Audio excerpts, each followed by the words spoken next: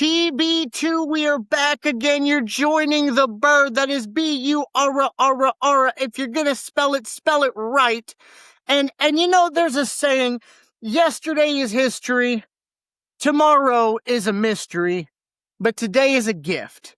That's why they call it the present. And honestly, today is a gift because we have a true gift joining TB2, and it's none other than Memphis wrestler. He's going to be a big name in the business. Ladies and gentlemen, the gift, Ray Sanders. Thanks for joining me, Ray. Hey, what's up, man? How you doing? Another day in paradise. Always paradise. Yes, sir. Yes, sir. How about yourself? How's the body feeling? The body feeling okay, man. Like, it's wrestling. I go through my pains here and there, but hey, I'm doing my thing, man. I mean, of course, had a very physical match not too long ago, cage match against KAW, going to war with these guys. But I mean, you're defending Memphis's honor in this war. Like, that's got to be a lot of on the shoulders, you know? I mean, to be honest. Come on now. I'm the hero of Memphis Wrestling, so I got to defend my home turf. Of course. Yes, sir. Yes, sir. But yeah, though, like the cage match, it was very brutal.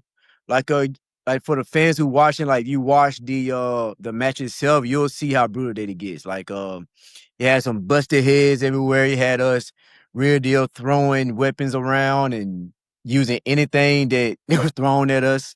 But yeah, it was very hard, man. Very hard. Yeah. But hey, everybody's okay. Everybody's healing all right. Yeah, DK, he's recovering. Like he was busted up, but like he's getting there. And we had the show on Sunday, and like for 2 days I had like the top of my head was swollen. Like after chair shots and wooden sticks and stuff. So like it was swollen, but like now it's going down and everything's feeling good. Great.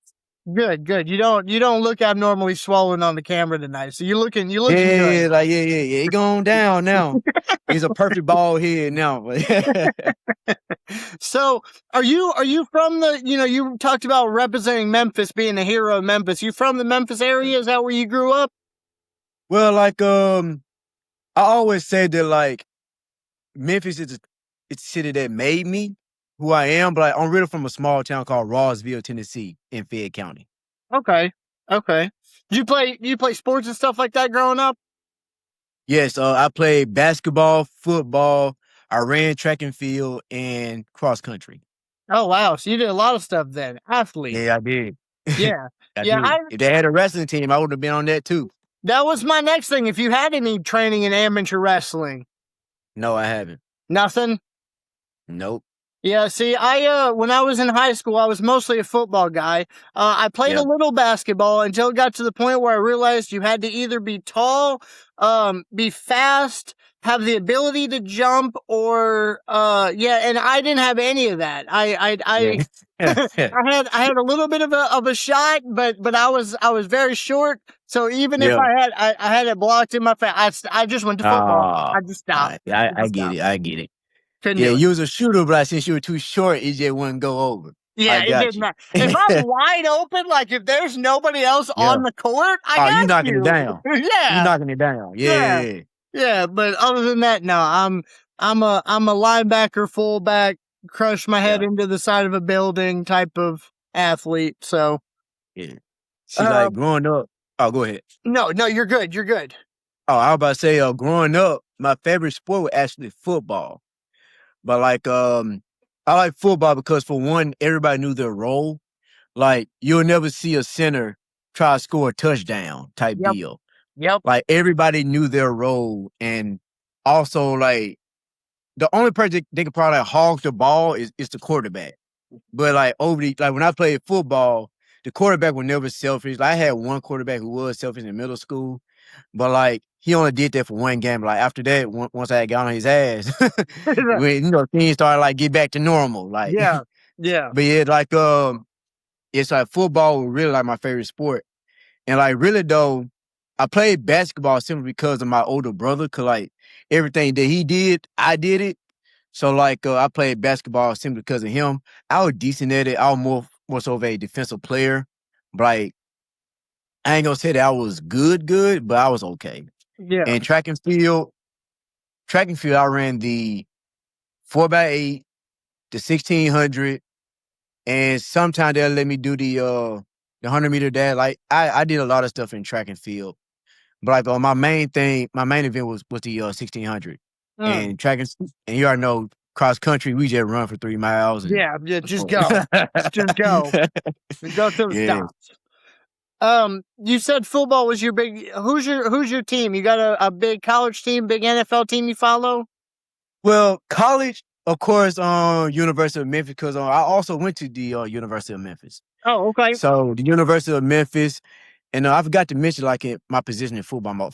My position in football, I was a running back. I was a tailback, Makes sense. and on defense, I was the free safety. Makes sense. But like getting back to like my favorite football team, I hate to say it, Tennessee Titans, they're not doing it right now. They're terrible. Yeah, Terrible. yeah, they're terrible, man. I ain't gonna lie to you, man. I be wanting to bandwagon to another team, but I'm like, nah, man, I gotta stick it out, man.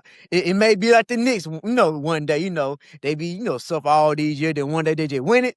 I want to be the guy that sticks it all the way through with them. So Hey, sometimes it just takes that one quarterback to turn a team around. Make a couple changes. You draft a quarterback, and then he's on that rookie contract for them 4 years. You can pay other people to come in. Yep.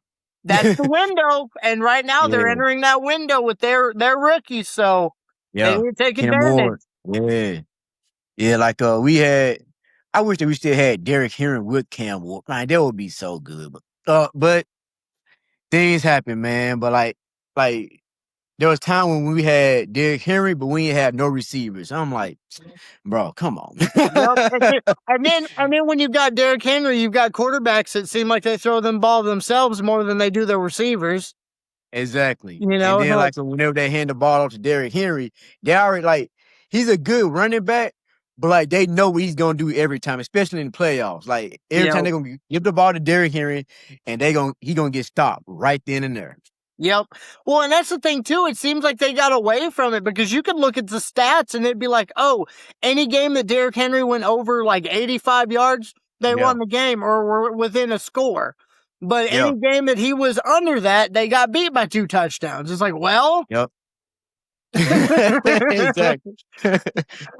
Man, and then like what I hate so much, like the Titans, they'll be games I'll watch. Like they'll be lean like for the first 3 quarters, they'll be lean the whole game. Next thing you know, the 4th quarter comes, they lose. And I was like, come on, bro. Like the moment when I watch the game, y'all want to win like the first 2 or 3 quarters, then like at the end, y'all lose. Like, come on. I'd be so mad. I'd be like, bro. Yeah. I got a buddy of mine that's a Titans fan, and so I kind of follow with him. I'm actually a Niners fan myself. I'd say it's probably because it sounds like a bandwagon thing, but growing up in Arkansas, you don't really have a team. So my dad, instead of being a Cowboys fan, my dad was a Niners fan. And so I was raised as a Niners fan. So it sucks to have a bad team. It also sucks to have a team that seems really good and then either gets injured or gets to the first round of the playoffs and gets eliminated. So See, what I do is I ain't gonna lie to you. My team is the Titans, but like I got a favorite playoff team too, the Chiefs. I ain't gonna lie to you. Like when the Chiefs in the playoffs, especially with Patrick Mahomes, I'm like, okay, I'm cheering for the Chiefs. Especially like when they go to the Super Bowl, I say, yeah, the Chiefs gonna win it. That's the only time when I bandwagon. But like outside it, throughout the whole season, I'm a Titans fan, and I'd be like, people be asking me, "Hey, Rory, what's your favorite team?" I'd be like, I mean, and let's be honest, you can claim a different team in the playoffs. There's no sense in you not enjoying football for an extra month because your team has already been sitting at home. They already out, so he's like, bro, I want to join in on the fun too. Come on now. Did you watch wrestling as a kid? Watch wrestling growing up? Yes, like I would say like I was born in 1999, so like I would say I was watching wrestling honestly since then. Like I don't like the only thing that I remember, my earliest memory when I was like 2 or 3, and then like I seen Stone Cold and The Rock, but like of course I'm 2 and 3. I don't know their names. All I'm seeing is just a bunch of guys just fighting. Yep. You know what I'm saying? Like that's like really though, wrestling is my first memory. Like I said, 2 or 3 years old. I'm watching them. I don't really know what the names. Basically, you just getting introduced to wrestling. Yes. And then I started remembering names when I was like 3 years old. So basically 2002. So I watched John Cena debut. My favorite first wrestler was Rey Mysterio and Booker T. And then Okay. John Cena, he was the franchise guy during that time. So of course it was John Cena, Rey Mysterio, and Booker T. And Right. like a lot of them, they have a different meaning to me because of course John Cena, he was the guy, the franchise guy. Rey Mysterio, well, I'll get to Rey Mysterio last. Booker T, like me growing up in a rough environment, like you always seen like the bad stuff. Like the only time they was positive for basically black people were either whether you were like an athlete or you was an art, like an artist or something. That's the only time that Right. you seen something positive Right. for black people during that time. Like the only black people that I seen positive on TV was Judge O'Brown, Judge Mathis, and Booker T. So like I didn't see it as a race thing, like seeing like a bunch of white wrestlers. I didn't see it as like, oh, they're white. Like, no, it was just okay, they're just people. Right. But like when I Right. seen but like when I seen Booker T, it was like, dang, he got the dreads, he looked like me, he looked like somebody from my neighborhood. I didn't know that we could do something like this. Right. So yeah, seeing that, like when people say representation matters, that's really what they mean. So like when I seen Booker T, I'm like, dang, like I didn't know that like we'll do something like this. And like honestly, I'm getting that today. Like a lot of people coming up to me from my hometown, like, bro, I never met somebody who wrestled. So hey, keep doing your thing. So yeah, like you got a lot of people that want to play basketball and all that stuff. But yeah, anyway, and getting to Rey Mysterio, I feel like Rey Mysterio mean the most to me because throughout my life, I've always been told that I'm too small to do something or I'm too short to do something. Even in wrestling, like obviously we living in a different time. Like I didn't get the you can't do anything because you're black. I didn't get that Right. Right. because like I experienced racism, but like nobody never told me that you can't be anything because you're black. Of course, the Booker T's or the people that came before Booker T, they experienced that, but I never had that. But like probably one time a guy told me that like I'm black in a white dominant business that I won't make it. But like there was just one time. It wasn't thrown in my face every day that like Right. you ain't gonna be shit because you're black. I've always gotten the you're not gonna be shit because you're small. You're Yeah. not gonna be shit because you're skinny. And Right. like when I see Rey Mysterio, and also we share this kind of the same name. Well, we share the same name, but he just spelled different. Right. But like whenever I seen Ray on TV and he defeating the bigger guys, I related more to him because all my life I've always fought bigger guys. Yep. And like honestly, I was always bullied my whole life. Really, I was bullied into toughness. Yep. Honestly. Like when people say short man syndrome, stuff like that, it, they try to make it seem like it's a bad thing, but like they never know like what we as shorter guys go through. Like imagine like nobody would never pick on a 6'5" guy that weighs over 200 pounds. Nobody would never try to pick on him or try to fight him or try to, demeanor him. They always try to pick on the shorter guy or the guy that looks like they can defend themselves. That's Yep. always been me, especially like in my neighborhood. So like I always had to fight basically every single day until I had to fight back and get tough. And like I always ask people, like, have you ever seen two dogs fight? Like, have you ever seen a dog fight before? I'm asking you that question. Have you ever seen a dog fight? Yes. Once. Once. Saw a Yeah. So video. I've never seen one live, but I saw a video. Well, yeah, other than little scuffles that happen in, yards and stuff yeah, like that growing up. But yeah, of course. yeah, yeah. So like I seen dog fights a lot. Like they do. I ain't gonna lie. Even though it is wrong, just being real, it is wrong. But like they used to do that in my neighborhood all the time. And like whenever two dogs fight, how it usually starts off as they'll throw a dog on top of another dog. You Then okay? they'll keep doing it until a dog just bites them. Then like once that dog bites this dog, this they It's know this dog done. gonna bite the other dog. And then this they know they biting each other. They just fighting, fight, fight. That's basically how I was. Like they'll be like, "Hey Ray, fight this kid right here."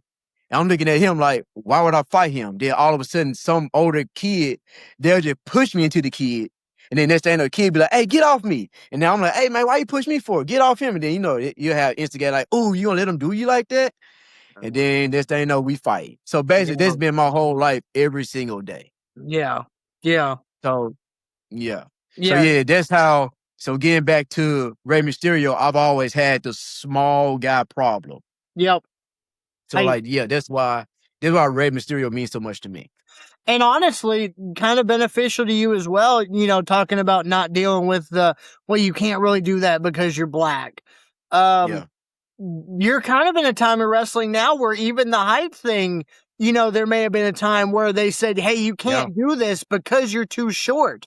But now you do have Rey Mysterio, but you've also got guys like Marco Stunt that are killing it in the business at a smaller size. That's why I was never one to get into training, because I'm 5'6", I'm a short guy. I'm never gonna I don't fly like Rey Mysterio.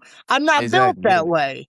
So I'm just gonna do the backstage. I'll referee, I'll do some, interviews, or I'll do security, but I'll never be an in-ring guy because it's just, my body's just not built that way. It's just But now, the way that the business is, you've got guys all shapes and sizes creating. I mean, Sam Stackhouse is a massive guy that's moving around in the business like there's nothing before, You, Marco, smaller guys that are killing it in the business at a smaller frame. You know what I mean? Thank you. It seems like some of those barriers that even there for a time, wrestling being a giant sport and an industry that's built around larger than life people, you still have a niche to where you can succeed at this point. Yeah. And like you just said, like everything is more open now. Like now it's more diverse. And also with the size thing, like I've been to 2 separate locker rooms. I've been in the WWE locker room as an extra, and I've been to the AEW locker room as an extra. Like what I seen was in WWE, they still looking for the 1%ers type deal. Even like guys that are my size, like Finn Balor or Rey Mysterio, like you still have to be in shape. So like, even though you're a smaller guy, you still gotta have abs and be in shape. So they're still looking for the 1%ers in a way. In AEW, it's really like what you just said. Anybody can be a wrestler, honestly. And I'm not saying that's a bad thing, but like they still require some things, like you still gotta be in shape, just like any other wrestling business. Right. But like, of course, you seen Marco Stunt, like he was in AEW, like he's smaller than me and skinnier than me. And he was in AEW and he was doing his thing. And like you seen guys who are extra big and they doing their thing. I seen Brody King the other day, like I watching the tape and he had did a backflip off the rope. I'm like, what? So but like if he was in WWE, they'll probably say you got to work like Andre the Giant or somebody type deal. Yeah, work and the like, big style. Yeah, and like also I seen MJF. He's the same size as me. He's just more bigger and bulkier. But like MJF, like I stood beside him. He like the same height. I seen like a lot of guys in AEW. They're like my height. Darby Allin, I'm bigger than him. I'm not trying to shade him, knock him or anything. But like I like when I see wrestlers as an extra, I've always compared myself to them. And like I just stand like the other day I seen AJ Styles. And like he's 5'10", I'm 5'8". I'm just from a distance, I'm like, let me see, do I got AJ Styles? I'm like, okay, he's like 2 inches taller than me. And he's bigger. Okay. And I did the same thing at AEW. Like I seen Darby Allin, I seen MJF, I seen all these guys. I'm like, okay, I'm bigger than him. Okay, like we're the same height, but he's just bigger. And I'm like, okay, cool. So like whenever people still have this same mindset like the old day, like, oh, you can't make it, you're small. I'm like, bro, I've been a bro locker room, bro. You cannot tell me nothing now. And I mean, you're still relatively young. Am I not right? Yeah, like I'm 27. Okay, so you still right now got that man muscle coming in.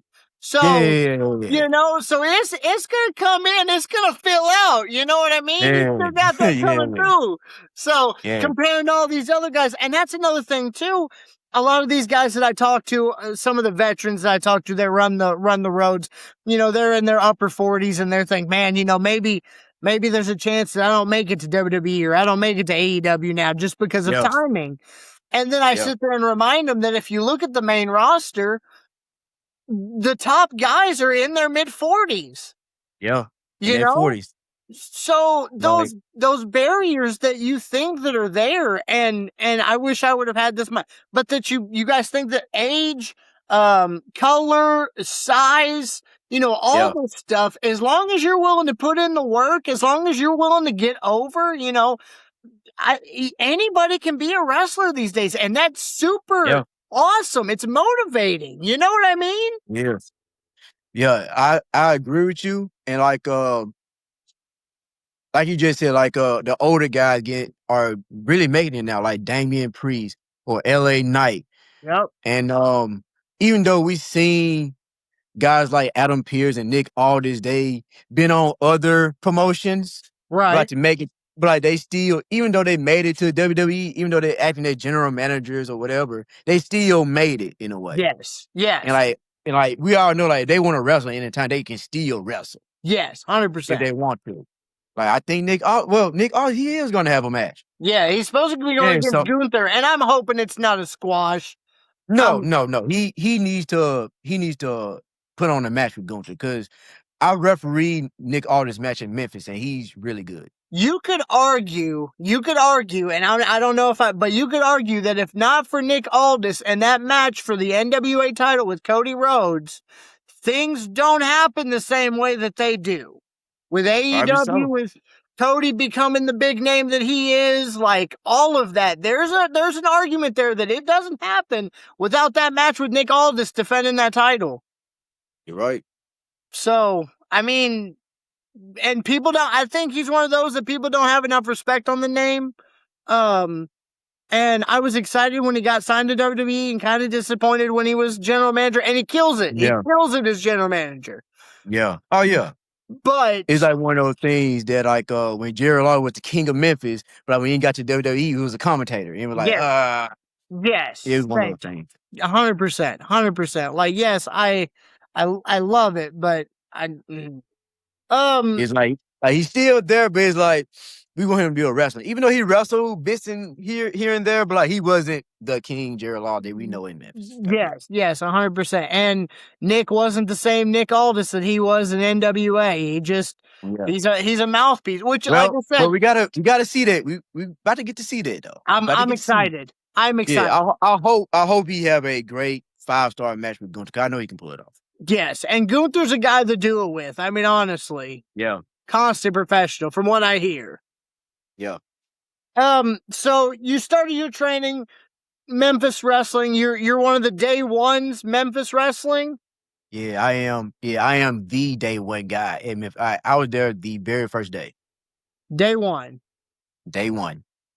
Just knocking on the door saying, "Hey, I wanna be the superhero of the future of Memphis Wrestling." Is that how it started? I am the gift that keeps on giving. No, really, I wrestled before Memphis Wrestling even started. Okay. Like Memphis Wrestling started in 2021. And I wrestled in 2019. Okay. That's when I first started in 2019. There was a promotion called RHWF in Memphis. Like that's when Memphis was in a drought. Like we wasn't given no opportunities. Like people were saying Memphis Wrestling is dead. Like it ain't what it used to be type deal. It's not like the Jerry Lawler days. Like I started wrestling in front of 5-10 people and all that stuff. And it was a learning experience, but I'm glad that I got to experience that. And then I started on March 27th of 2019. And I stopped around December 3rd or 4th of 2019. And then that's when COVID had hit. Yep. But I was going to quit anyway because I've seen some dark side of the business of people being homeless and people, it was too much that I've seen. Basically, I seen the dark side early that made me go, let me take a step back and see, do I really want to do this? Yeah. Type deal. Yeah. So I did it at the right time because that's when COVID hit and really went nobody wrestling in 2020. Right. So like, I took a break at a great time. And like I had worked for this job for like a year and a half, almost really 2 years. And then that's when I started training at Memphis Wrestling, within that time. Right.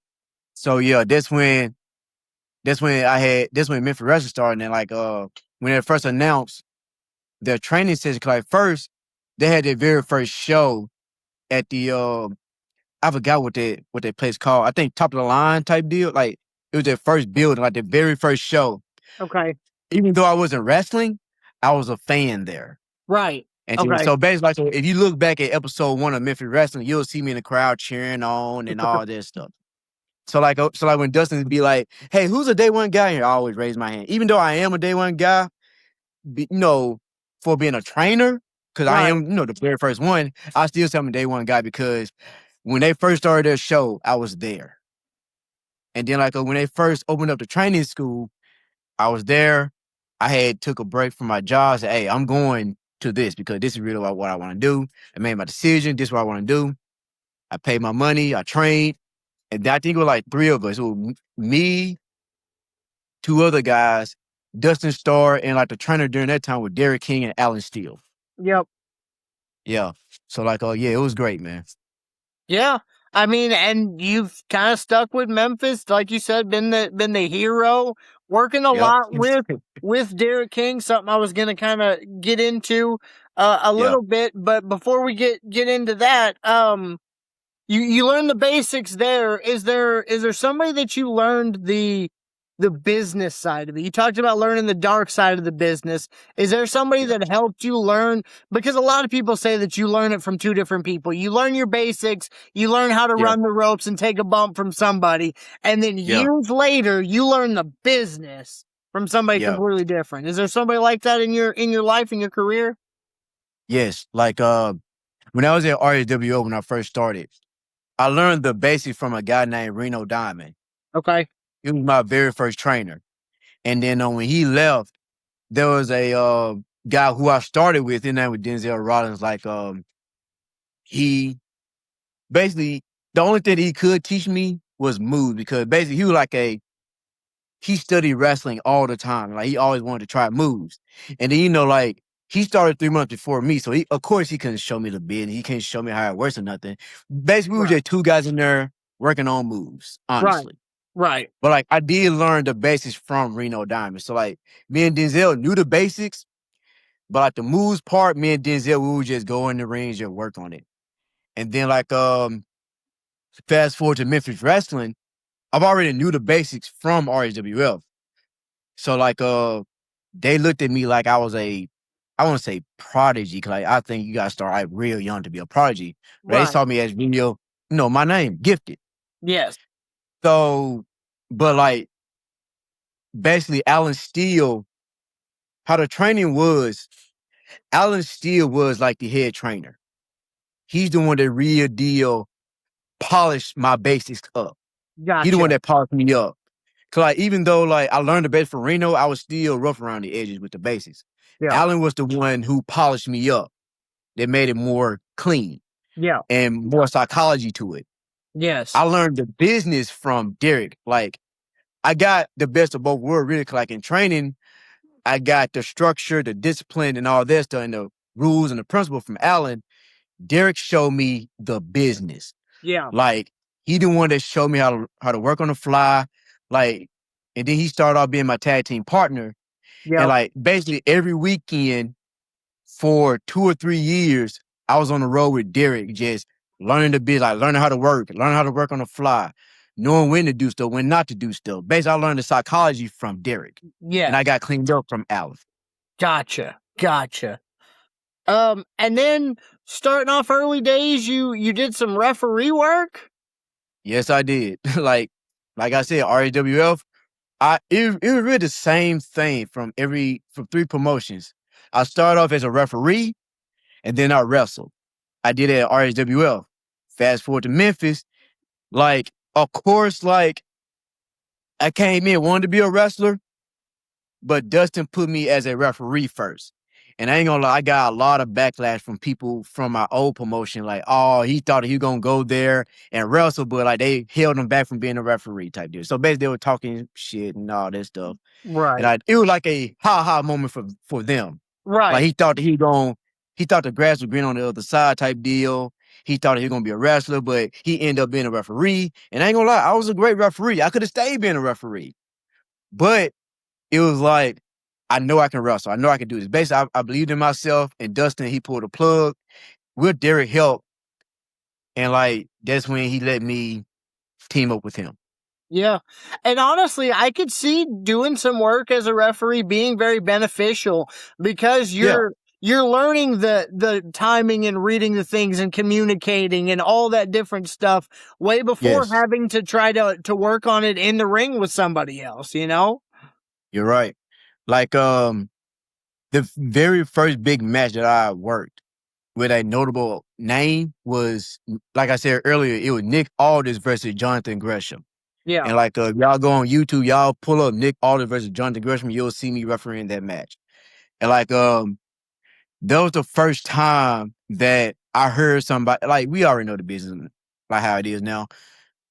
This was the first time that I heard somebody communicate to the referee to tell the other guy Yeah. Yeah. type deal. So like, basically the communication part of wrestling, like, some people they talking the back, they rehearse like what they're gonna do and stuff. Some people they just call it on the fly in the ring. Yeah. And then like, when you call on the fly, sometimes you need that referee to communicate with. Jonathan Gresham, he'll talk to me, be like, hey, tell Nick this, that, and the third. And I'd be like, Yeah. oh, snap. I never knew they did this. Like, this the first time. Like, I told Nick, and then, okay, got you. So that's the first time I saw communication. And like, one feedback that I got from Nick Aldis as being a referee and also a wrestler, and I used it also for my personal life. He said, when you speaking to somebody, be assertive when you talk. Yeah. Like in that match, I wasn't being assertive. It was like, when I refereed that match, like they could sense that I was nervous. Right. Right. But like, when I talked to Nick, he noticed that like that was my first time working a big match like that. And he said, hey, you have to be assertive when you're in there because you cannot be weak. You're the referee. You gotta show some Yep. authority in it. Yep. So yeah, being a referee, it showed me how people communicate, how people work, and also I transfer really what Nick told me. Not only that I applied in wrestling, I also applied in my real life. You have to be assertive when you talk to people. Yes, 100%, 100%. Yeah. That's the thing. When I worked a little bit security for a local thing here. When I moved back, starting to kind of get into the indie scene a little bit. And one of the things that opened my eyes to, that other world and the kind of the both thing is, hey, somebody said, hey, if somebody takes a big bump, go over them, check on them, but also you got your hand squeeze method. And Yeah. I didn't know about the hand squeeze method, and then I learned Yeah. about the hand squeeze, and now that's just one of those things that like you pick up on different things, kind of Yeah. pulling the magic to the side. Yeah. But at the same time, I kind of like seeing that, knowing that these people do care at the end of the day of one another. Exactly. You know what I mean? Exactly. And like, let me get my train. I just thought about something. Oh yeah, as a referee, I also learned. I also learned as a referee that, of course, like how people work, but also like basically how when people be, you have to be a smart referee. Like most wrestlers, they bury the referee Yeah. in terms of, hey, come here, ref, and like they try to pull the referee, like put their arms around their shoulder, try to, hey, come here, ref, and the ref be like, what? Like to me, like I don't like that. Like to me, like say for instance, like if you're a wrestler, I'm a referee. If you put your if you put your arm around my shoulder, I can easily knock it off and just communicate with you, and we can still, have that distraction instead of Right. you pulling me to the side. Hey, look at that guy. Like to me, that's dumb. Yes. So Yeah. like I also learned as a referee to like not not make your referees look dumb. Yes. And that's the thing, wrestling, suspend your belief, you kind of sit here and you can kind of draw yourself into a program, and well, that may Yeah. not be completely believable, but in this setting that's fully believable, right? But Yeah. there's certain things that still bother me. Like Yeah. you're saying, don't make your referee dumb. Stuff like that. Referees that don't you have a rule set of this match. Okay, that's the Yeah. rules. If you weren't going to go by that rule set, then make that part of the rule. If you've got a regular match and you're going to use chairs and your ref's not going to call a DQ, then make it a no DQ match. Like, Yeah. Exactly. let's not make the referee a scapegoat. A spot that I hate seeing is somebody's hanging off the ropes, almost like a tree of woe, but they're hanging and they're holding themselves up, and they usually take like a stomp or something on their chest. And the easiest way to get out of it in a fight would be to, let go of your hands and get yourself out of the. Exactly. It's a spot I really don't like, just because it makes you seem like makes you seem dumb in the ring. Honestly, it really does. Yeah. And so, yeah, I completely agree with you with the whole, let's not make the referees, Yeah. Let's make them smart. Let's make them know what's going on. Exactly. So, And I was gonna say, this is going back to psychology of wrestling. Like, I know you'll hear like a lot of people say, don't bring logic into a illogical world. But to me, especially in this generation, I'm just gonna be honest. Like, even though I'm in this generation and people look at me as a high flyer, spotty guy, like, some stuff still have to make sense. Like, right. like, if I'm doing like a big dive, I don't want you to stare at me and then watch me dive on you. Yes. Cause like that makes me want to pull up some more Joe. I'm Yeah. like, let's just be real. and like also like it's cool to do sequences and moves and stuff, but still like don't make it choreographed.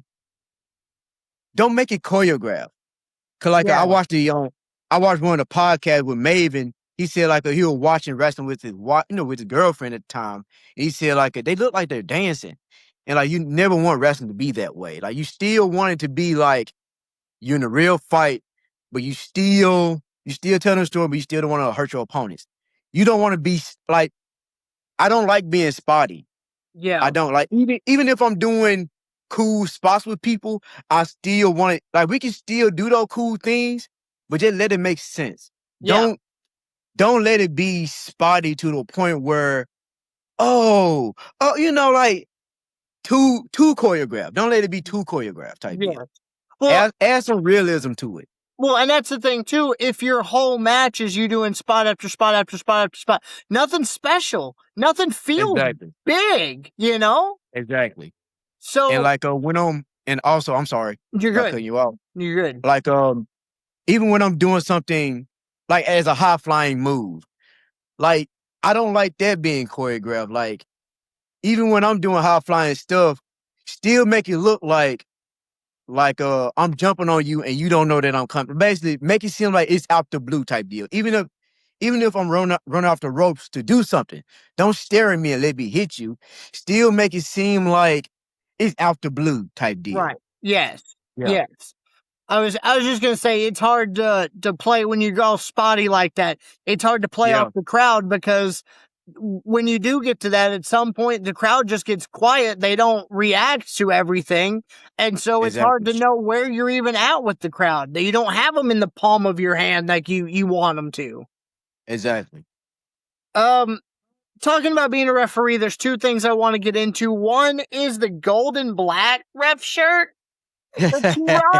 Where did that come from with the Hollywood Click? Where did that? Was that just an idea? You find that at a thrift shop and you're like, you know what? I'm gonna rock this. Honestly, that was Jimmy's idea. I think it was out of either Dustin or Jimmy that had bought the shirt. But like they want me to be the special crooked referee for the Hollywood Click type deal. Right. And like I would be I would be special referee for the Hollywood Clique. So basically, whatever match they wrestle in, I'm their referee type deal. I'm the best referee. I'm the special referee type deal. Right. You getting paid. Yeah. You getting paid. Yeah, basically. I'm getting paid that extra money to be their referee. and then extra pays rocking this gold ref shirt that you got coming Exactly. out. Exactly, with your jacket and everything. So yeah. Yeah, I went back and saw that, and I thought, man, that was I wish I could rock something like that Man. out, at a party or something like that. It was pretty Yeah. stylish. Um, Yes. and then the other thing, I feel like you kind of have a same story but different. We've talked about Tim Bosby. He's been on the show. He had a special thing that was able to happen with him. He actually has a match where he's pinned The Rock before he was born. And I feel like there's also something with you where technically you've refereed a match on a date before you were born, right? You refereed a match back in the early 90s on Young Rock. Yeah. Yep. Yeah. Like, I ain't gonna lie though, when you start, like, I was like, okay, hold on, referee the match back in 1999. But like, when you said Young Rock, I said, okay, now I see what it's. Shit, they were like way. I don't think I was even a sperm because I had refereed Rocky Johnson's match. True. There you go. You went back in time, refereed a match, and then now, I mean, Exactly. that's ridiculous. Before you were born. Exactly. How Yeah. was that whole experience working on Young Rock? It was great, man. Like, that was my first time working on a TV set. I can finally say that I had worked for The Rock before. Yeah, you So, sure can. yeah. And like, how they all came about was obviously I give credit to Dustin because like he's the one that made it possible. He's the one, like, to give him credit, he the one that had reached out to Young Rock and like whatever they needed, he was there to provide. We even broke out our own ring at the Russell Center that we be wrestling in, and then we brought it on set. And I ain't gonna lie, that was hard. I ain't gonna lie. I'm like, honestly, I don't want to do that again. Like it was a process of breaking that whole ring down, taking it to the Landers Center or wherever they needed it at, Right. setting it up, and then bringing it back to the Russell Center. It was hard getting it in the Russell Center, by the way, and then setting it right back up. So Dustin, and I give him a lot of credit for that. Really for a lot of things, but in terms of us talking about Young Rock, he deserves so much credit for that because like, he got us in the door with that. So, and yeah, this praise on Dustin.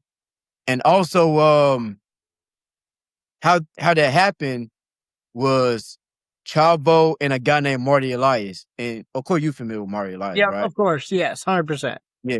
And like for the fans who not familiar with him, he's the guy that he's the referee for the WWE. And if you watch back at WrestleMania 25, he refereed The Undertaker versus Shawn Michaels. Shawn Michaels, yeah. Wrestling. Yeah. So like that's who Marty Elias is. So like I was really an extra. Like I was really like a fan being an extra. And like basically the referees, they was just grabbing people, just random people from the crowd who don't know nothing about wrestling, who don't know how wrestling works. They was just grabbing random people to just be referees. So like basically they didn't know what they were doing. They were scared to hit the mat when they count. They didn't know how to be a referee. Right. And Chavo, he was getting very irritated, like, oh my God, like these guys do not know what they doing. They're like, he said, where Ray at? And then honestly, it's honored for Chavo to even know my name. Yep. Yeah. But like, cause that Chavo Guerrero, the guy that I watched growing up with, yeah. So like, he said he had told Marty, hey, where Ray at? And then Marty was like, he's in the crowd. Can you go get him? Yeah. And then Marty had called me over. Then like, I went over there. He told me, hey, Ray, do you want to referee? I'm like, referee for the show? Yeah. Go upstairs and get dressed. That's it. I went upstairs, got dressed. They put me on the suit, referee gear. And like, they said, okay, your face is pretty nice. You really don't need that much makeup, but we'll put like, a little something here and there, So they patched me up with a makeup just a little bit, just make me look nice for the camera. Right. Yeah. So like I went back downstairs to referee, and when I did the referee thing, everybody basically gave me high praise because I did such a good job. Obviously, I refereed for Memphis. I'm really is a referee at that time, but like everybody in terms of all the extras, the directors, and the guy I forgot his name, but like he's the guy that he wrote for the Ruthless Aggression era. I forgot his name. I hate that I forgot his name because he's very important. But yeah, he was there, and also the directors, Chavo, Marty, everybody gave me high praise on refereeing. And then even afterwards, like they kind of opened up doors up for them using only Memphis guys to referee. Yeah. Yeah. So like when they saw me do it, that's when they're like, you know what? Instead of just using them, just use the Memphis guys. Yeah. So really though, I hate, I don't want to toot my own horn, but because of me, that's why all the Memphis guys were extras being a referee. Yeah. And then like I came, and these are like a little extra story just to brag a little bit. But like once I got done refereeing, I got all the high praise, like I said, from the directors and everybody. And then like the girls, the pretty girls who were the extra, they started coming, oh my God, you did such a great job. I want your autograph. Can I get a picture and all this stuff?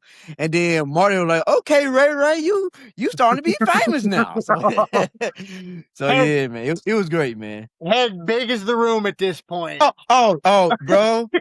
My head was as big as the rock. Oh, bro. I felt like I was I was stone cold compared to The Rock. And I just refereed a TV show. Did they give you any direction during like the refereeing part of it? Or it's just like, hey, go in there and be a referee during this match? Like, honestly, not really, no. They just told me like where the camera, make sure your face is facing this camera angle type deal. Right. Honestly, that was the only thing, basically like the camera angles. Outside of that, they knew that I knew what I was doing. So kind of same thing as if you were working in Memphis. Know where the hard cam is, know where, everything's gonna be. Makes sense. Exactly. And so then like some parts, I'm sorry. Go ahead. Some part they'll tell me to pantomime, basically like don't make any sounds when I'm being a referee, and also this time like the crowd will be cheering. Now you can make some noise type deal. So really though, the camera angles and the pantomiming part, that's the only thing that they told me. Outside of that, once they found out that I was a real referee, that's when they're like, hey, all dogs go. Just do your thing. I've heard the quote that the best referees are the ones that you don't even realize are in the ring during the match. Do you agree with that statement? I totally agree. Yeah. I hate to shoot on, wrestling now. Like it's cool now that referees are starting to like do more things, but at the same time, you don't want to take away the attention from the wrestlers. Yeah. Especially if you're not gonna, like, I can understand if you're a referee and you about to become a wrestler in the future. But if you're not gonna wrestle in the future, then stay out the way. You shouldn't be taking the attention away from the actual wrestlers. Right. And like, this is my unpopular opinion. In terms of the Hall of Fame type deal, I feel like referees should be inducted to the Hall of Fame. I'm just being real. I don't think I've never seen a referee be inducted to the Hall of Fame. They should be inducted to the Hall of Fame. Yeah. I mean, they're just as vital. They're very important. And like I would love to see Mickie be inducted to a Hall of Fame one day. But like, who knows if we may see that? But he needs to be inducted. Like, there needs to be referees being inducted to the Hall of Fame. I agree. 100%. 100%. You talked a little bit about people that you enjoyed watching, fans of your, in the business. I've heard you mention that your favorite, and maybe not favorite wrestler, all-time favorite female wrestler is Mickie James. Is that still hold true today? Yes. Like I have an all-time favorite wrestler is Mickie James. Current right now is Bianca Belair. So yeah, like speaking on to get on Mickie James being my favorite wrestler, like I ain't gonna lie, when I was a kid, like everybody had a crush on Trish, Lita, people like that. Yep. Like, I ain't gonna lie, of course, Trish and Lita was fine and they top tier goddess. Right. But to me, Mickie James was my woman.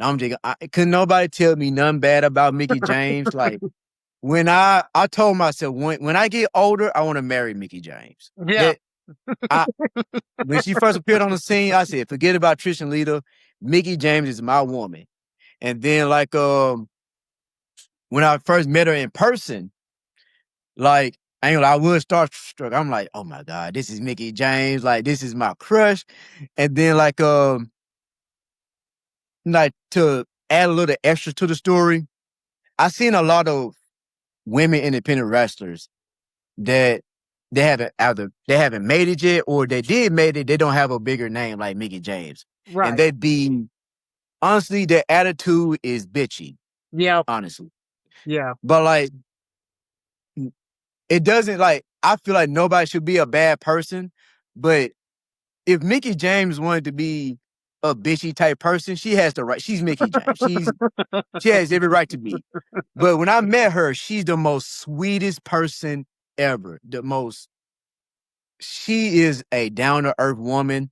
Like, it makes no sense how nice she is, honestly. Like, Yeah. Yeah. and especially like, let's just be real. In the business where fans can be creepy sometimes. I'm just Yep. gonna be real. I. And Yep. she not when I say she nice to everybody, she nice to everybody. Like for real Yep. though, like when people say like don't meet your heroes and all that stuff, and same thing go for Booker T. Booker T, very cool. But since we're talking about Mickie James, she's the one that like, oh, those rumors are not true. Like I met my hero, I met my childhood crush, and she's just the sweetest, the nicest person ever. And like going back to me refereeing Nick Aldis and Jonathan Gresham, once I got done refereeing their match, what? Go No, ahead. I processed through our conversation now. I'm like, yeah, I did referee that match, and man, Yeah, Mickey probably in the back watching, like, hey, she listen. was. She was. And like, first of all, I want to say this. When I found out that Nick Aldis and Mickie James was married, I was mad at Nick Aldis. Of I'm just course, being honest. of I'm course. like, man, you couldn't wait till I get older, Mickie James, to marry me. Come on, Mickey. Come on, Mickey. As soon as I got grown, you want to get married. Come on now. But yeah, Disrespectful. though. Exactly. But but back to the story. Back to the story, y'all. Once I got done refereeing Nick Aldis and Gresham, the first person to told me congratulations was Mickie James. So she said, like, as soon as I came to the back, she shook my hand. She reached out, she shook my hand. She said, hey, you did great out there refereeing that match. Thank you for refereeing my husband's match. I said, oh, you're welcome. Like in front of her, I played it all cool. But Yeah, of course. inside of me, I'm like, Mickie James just told me good job. Like, I'm like, bro, this is my childhood crush. Mickie James telling me that I did a good job refereeing. Yeah. I can die today. Nobody can tell me nothing. It don't And matter. nobody can tell me nothing. I get that. Was that Yeah. you think that's your biggest like mark out fan moment? Because you've met a lot of people Yeah. doing the referee, being a fan, being a wrestler. You've met a lot. Is that your biggest mark out moment? Uh, honestly, yeah. I say all of my mark out moments are top level the same. Excuse me. Or like really top level the same. Like when I met Mickie James, let me see. Let me put my phone on charger right quick. I'm sorry. Yeah. Yeah, I'm on 5%. I don't Uh-oh. want it to just shut off on you. But yeah, though, like getting back to the story, when I had met Mickie James, I marked out. When I met Booker T for the first time, when he had came to Memphis, like, man, when I say, like, I looked at him, I said, bro, I shook his hand like 4 times, by the way. Yeah, Mr. Honestly, Booker like T, sir. exactly, like here's how it worked out. Since we got time, I'm gonna break down the story. So like I think Big John Dalton's dad, Big John Dalton's dad, he had picked up Booker T from the airport and he had brought him to the show. And then like when he first like he so much aura, I'm like, oh my God, that's Booker T. This the guy that I grew up watching. Yep. So like the first time he did, the normal handshake to everybody. Hey, how you doing? Hey, how you doing? Hey, how you doing? Hey, how you doing? And one of those handshakes was me. He shook my hand. He didn't know who he was seeing. He was just shaking people's hand and just walking on by. And then the second time, Dustin had introduced me and Booker. He told Booker, hey, this is Ray, and all this stuff. Hey, nice to meet you. Nice to meet you. That's the second time. The third and fourth time was me getting dressed. I'm in the locker room. I'm putting on my referee stuff. I was still a referee at the time. Putting on my referee stuff.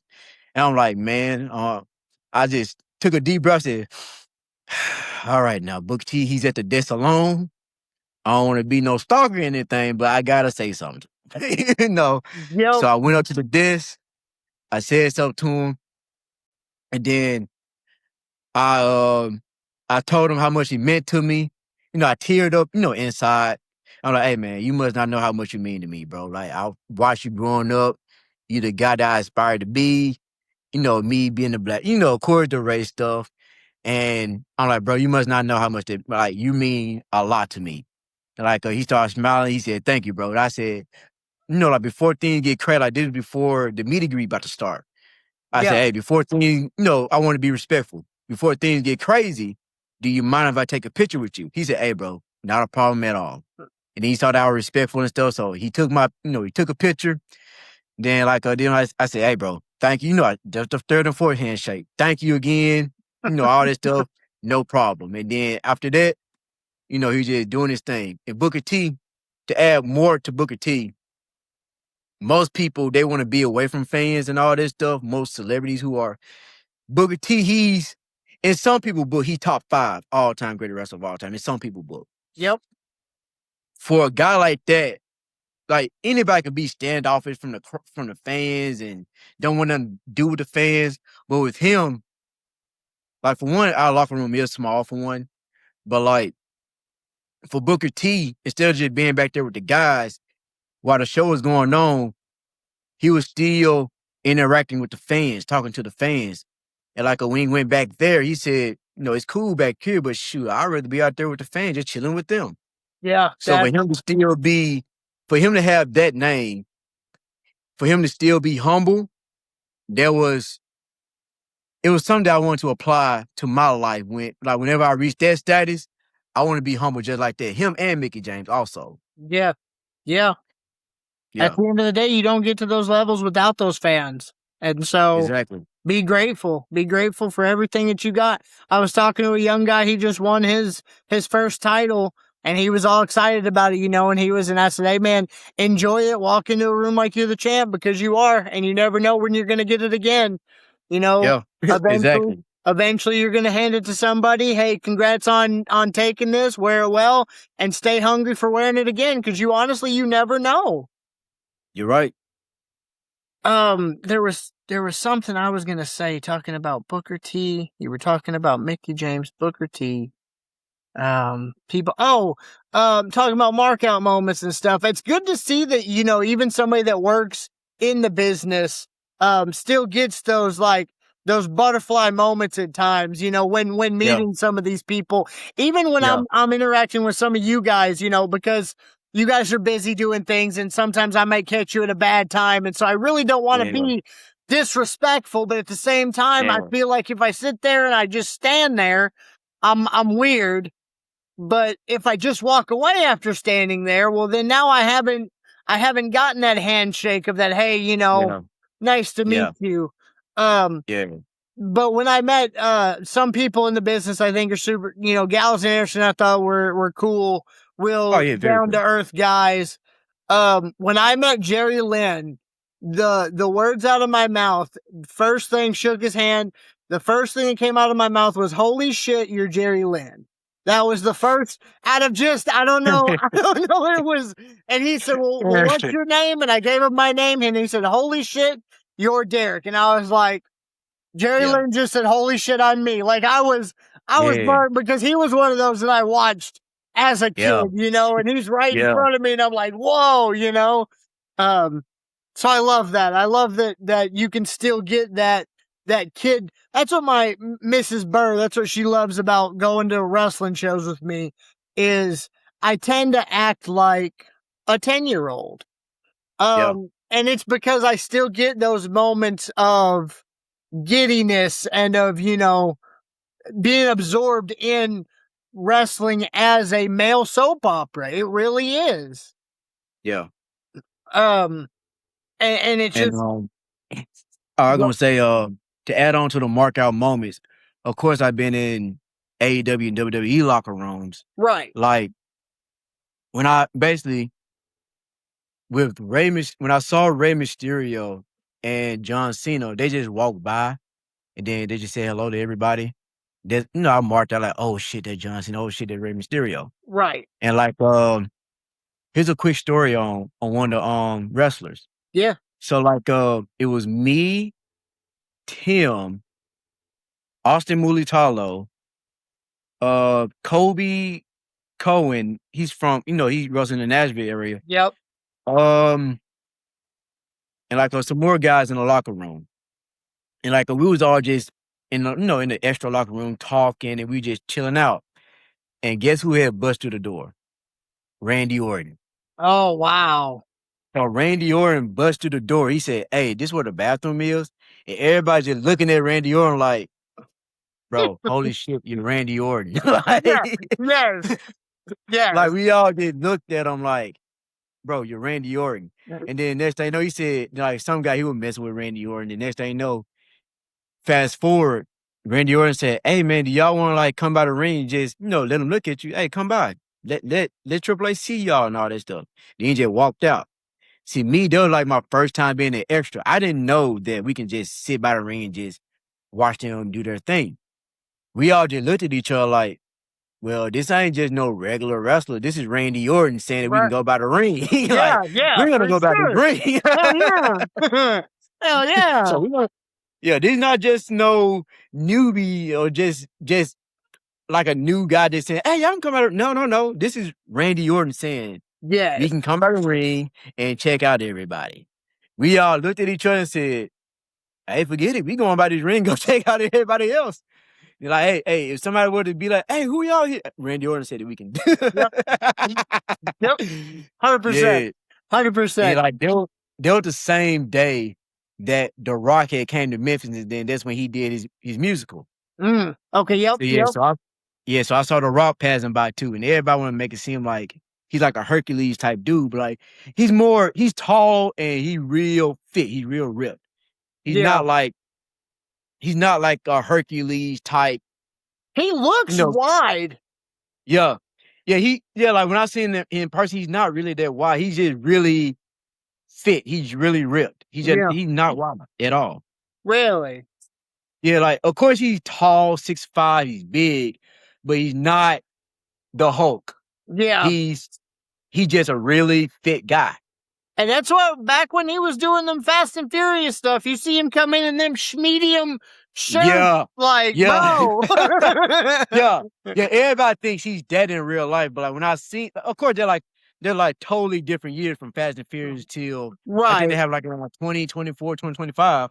It's totally different years, but they think that he's still that Fast and Furious type dude, like that body type. But like, when I seen him in person, he's not dead at all. You mean to tell me that if I see The Rock today, he's not going to look like he does in Moana as Maui? You mean to tell me he's not going to... No, that's not... No, he just, to me, no, he just tall and really ripped. Of course he's going to look that way because he's really well defined. Like he's cut to the T. And Randy Orton, he looks like a guy. Like I forgot I think it was Pat Patterson or Briscoe had said, if you were to create a wrestler, it would be Randy Orton. When I seen Randy Orton in person, I really knew what that meant. Yeah. Like, he inspired me. He made me be like, oh, okay, I need to get in the gym more. Cause Yeah. And it's kind of crazy to see that too, knowing the way that Randy Orton has come. Because I mean, he's been in the business forever, but hearing stories of how wild he was on those early days of being young, Randy Orton, like it's cool to see somebody like that come so far and be looked at as the premise of the business. I mean, right now, honestly. Yes. That showed that like they really had good faith in him, because they just be real. There was somebody else, they would have been fired. They just be real. They would have been fired. So like for them to real deal have that much basically trust and also love for Randy Orton, for him to still keep his job after all that. Yep. Yeah. They saw something. Yeah, that's what Pat McAfee says. Be who you can afford to be. And apparently he could afford to be who he was. Exactly. If anybody else was to do it, you're no. Yeah. So dream match. I'm sure Rey Mysterio's up there for a dream match. Don't know if it's going to happen. It looks like he's probably on his way at the end of his career, but you never know. Never say never in wrestling, of course. Exactly. I've heard you bring up the name Ricky Steamboat as a possible dream opponent that never, got the chance to work with. Is there somebody that's working today that you would love to see yourself? Even somebody that's working indies that you would love to come in Memphis? I mean, there's a couple guys that, me personally, I'm dream booker out here. So, guys like a KJ Orso, running rampant in the indies. I think you and Jack Cartwheel would have a great match together. Oh, yeah. Leo Rush is somebody that I think you would have an entertaining back and forth with. So who's somebody that's on your list that you'd wanna work? Like I can separate it in categories. Yeah, 100%. Yes. So like, since we got time, So like on the indie scene, I would say I never faced Marco Harris. Okay. So I want to face Marco. He's one. And I want to face somebody else. I know for some people I can't say his name because so much heat, but he knows who I'm talking about. I want to face him too. Okay. So okay, on the indie scene. Of course, I want to face Kerry Morton. Okay, yep.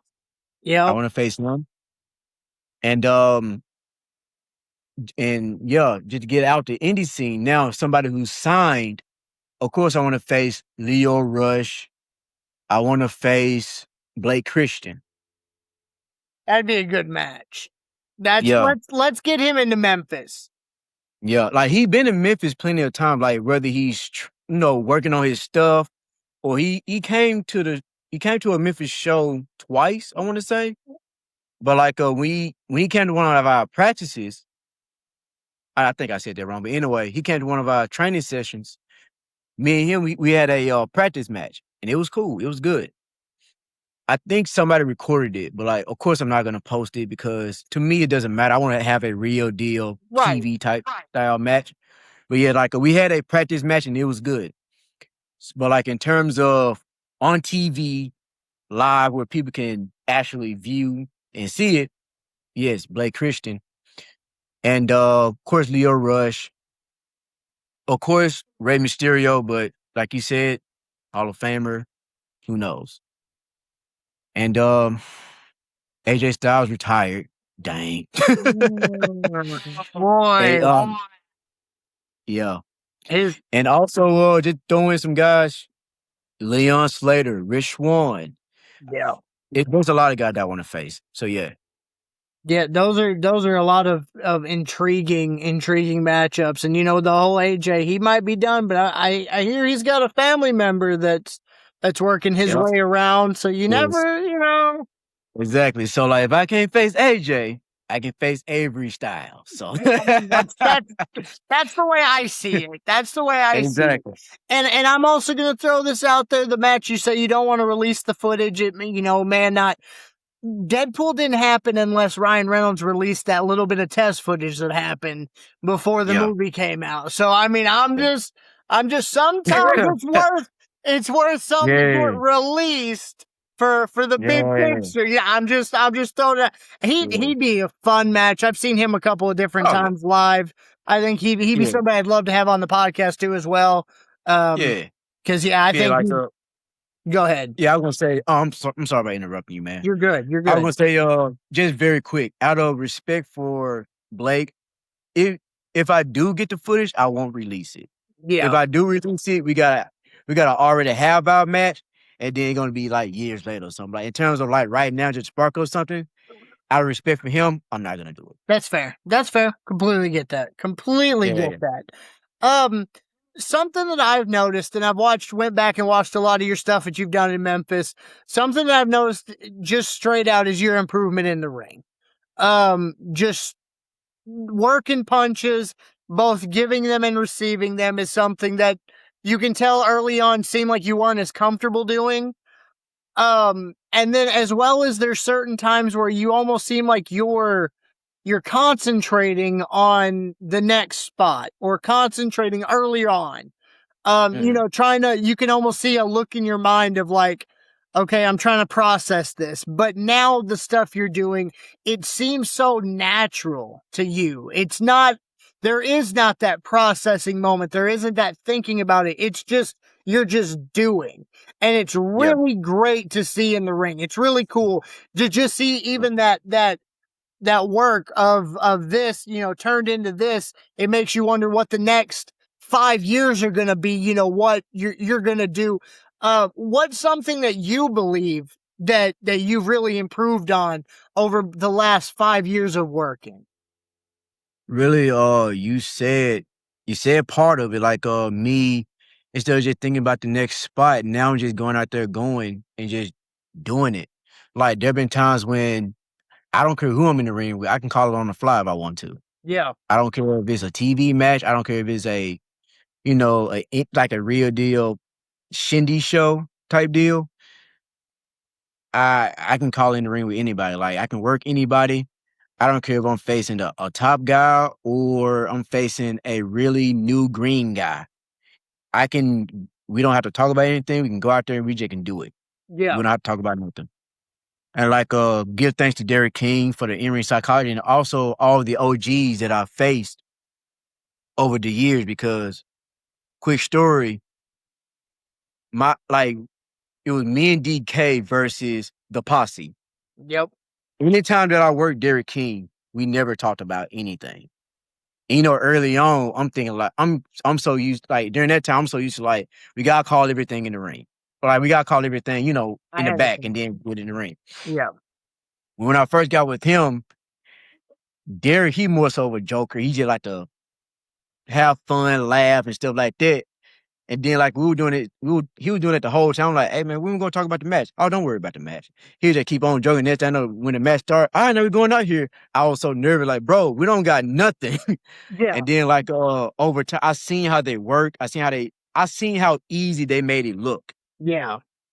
And then over time, once I started working older guys, like to give them a shout out, when I worked the LA Hustlers, when I worked Tim and Flex, Too Cool 2, when I worked the Posse, any older tag team that I worked against, I've always learned from them. And I saw, and over time, I've got my talent that gotten easier, and my talent has evolved to the point where I don't have to think about it. Yeah. And now I look at people, especially young people, they just in the locker room, they just calling everything I'll be like, y'all don't have to do all this. So like what you just said, I've improved in that. And also in my promos, like I'm not saying that I'm like the greatest in promo. But like from where I started off to now, I'm more comfortable talking on the mic. I'm not gonna give you like as of right now, because I'm still working on my promo, just being honest. I feel like in quick story on the promo part, I feel like everybody feels like they have to give a CM Punk pipe bomb moment to all of a sudden to be a promo guy. And I feel like everybody try to strive for that. And to me, it's like, it's not about trying to give a pipe bomb moment or try to give that, oh my God, he said this type moment. Right. It's more so about getting the story across. Tell the story. Yeah. Even if it's, even with the pipe bomb, even with those moments, they're not looking for it. It just happens. Yes. Yes. And I feel like everybody else, they try to anticipate it. They try to make it happen. Yeah. When it's not about that. So to me, and really, Derek, he got on me hard about my promo. It been time where we fought, argued about that. And like, I just got done talking to him today. He just said, man, I've been thinking about it over the week. I'm sorry. Like, he said, I realized that I can't make you be me. You have to be you. And I told him that, like, I can't be you. I can only be me. Yes. I can't cut a Derek King promo. You see, Derek King, he's always happy. And he come from a different background. I don't come from his background. Yes. You know, to me, I feel like if I'm gonna be happy, it has to be situational. It can't just be, I can't fake being happy. Right. Right. I can't fake being mad. I can't fake being excited. Yeah. Everything has to be natural. Yes. You know what I'm saying? Yes. That's how I am. So like, that's why now, even though I'm not the promo guy, I'm more comfortable on the mic to the point where if you give me something, I can deliver it. And it may not be the pipe bomb moment or the, oh my God, that was a great promo moment.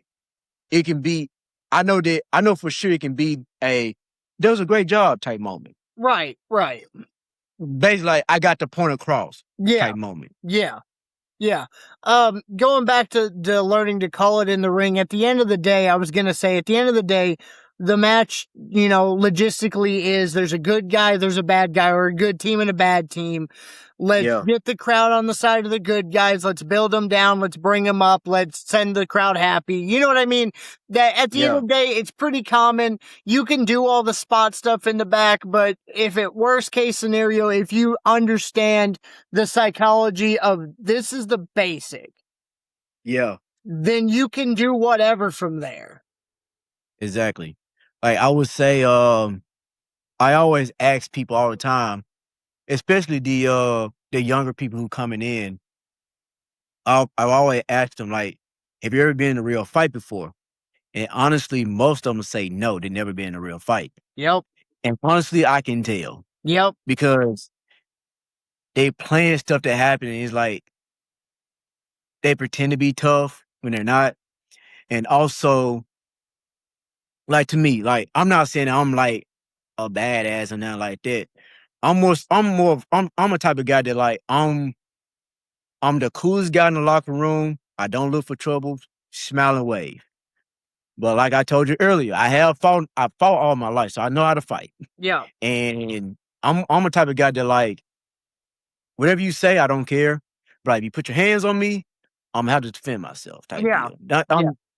I'm not the biggest, but I'm not the scariest either. Yeah. Type deal. And so I've always asked guys, have you ever been in a fight before? They say no.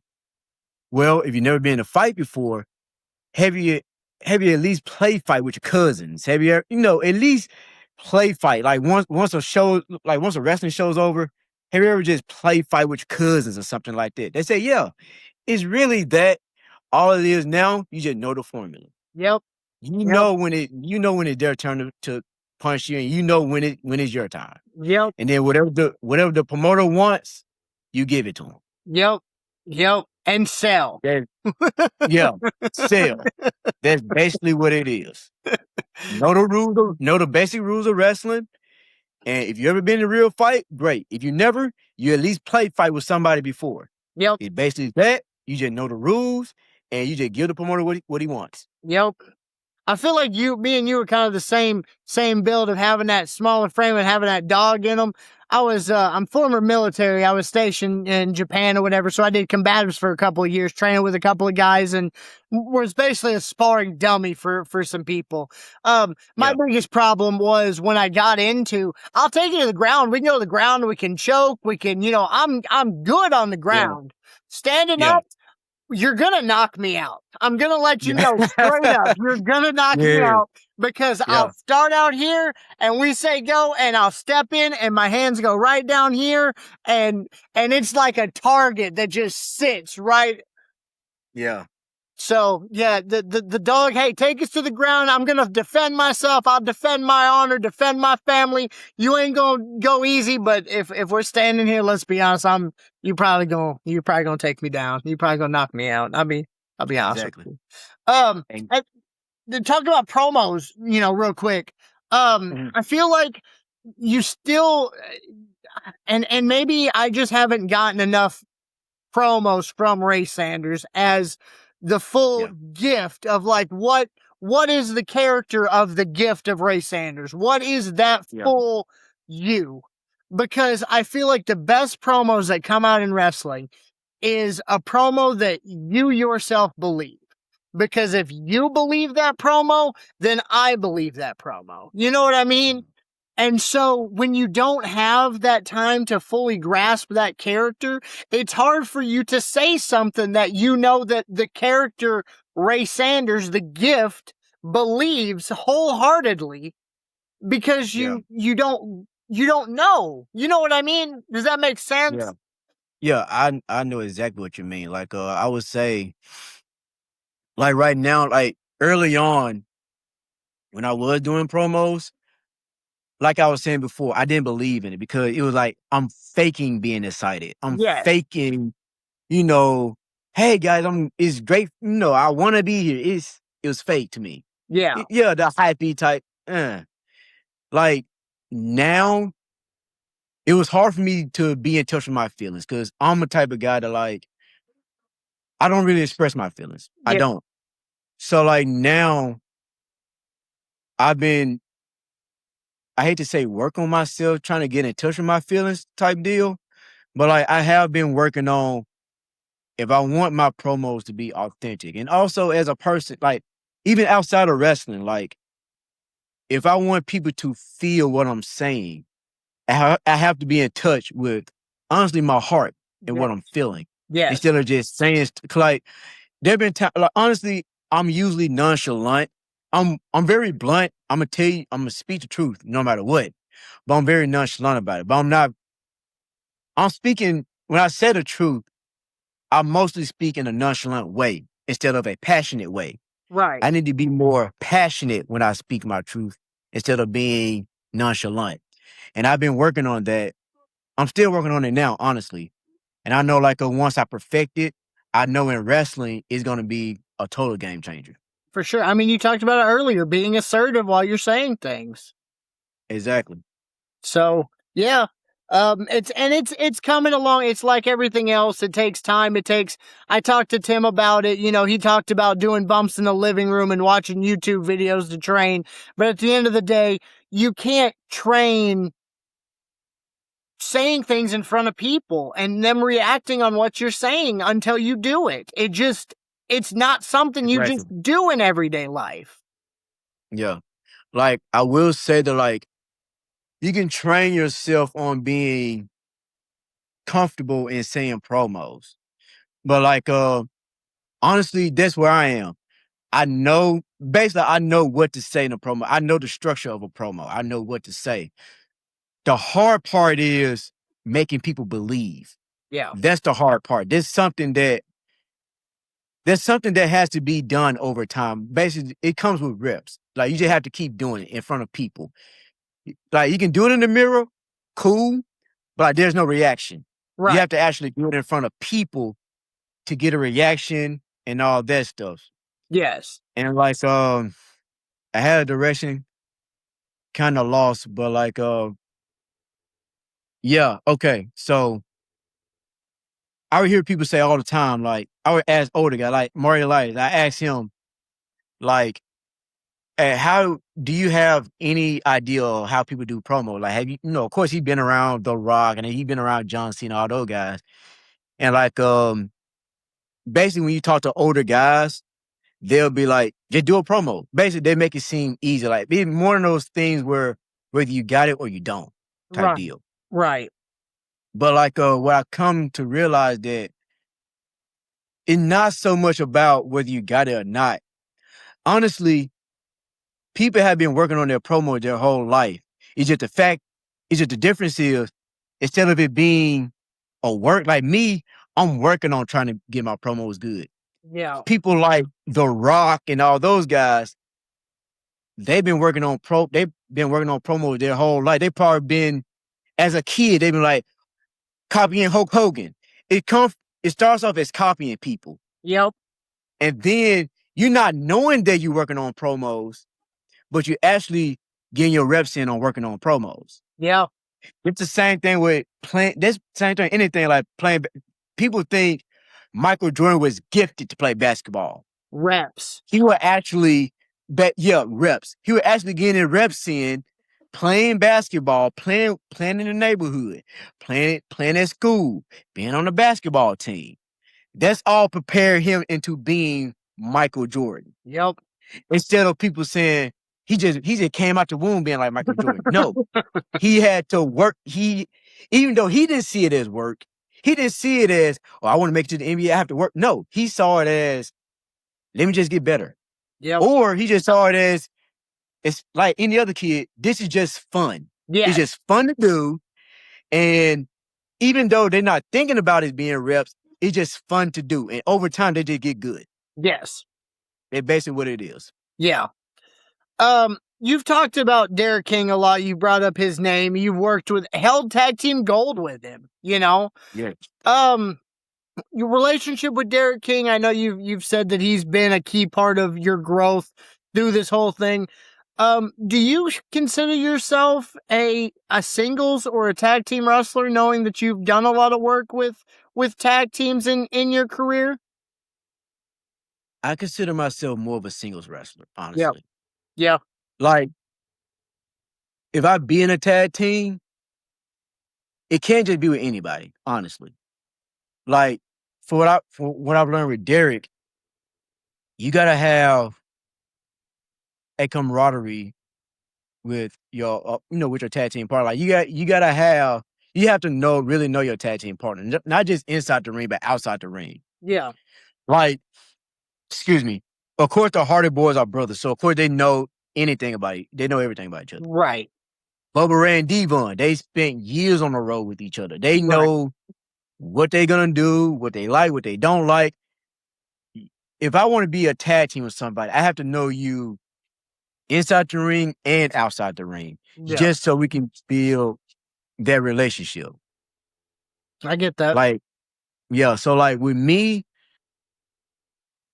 like I'm more of a singles wrestler. I can't just be a tag team with just anybody.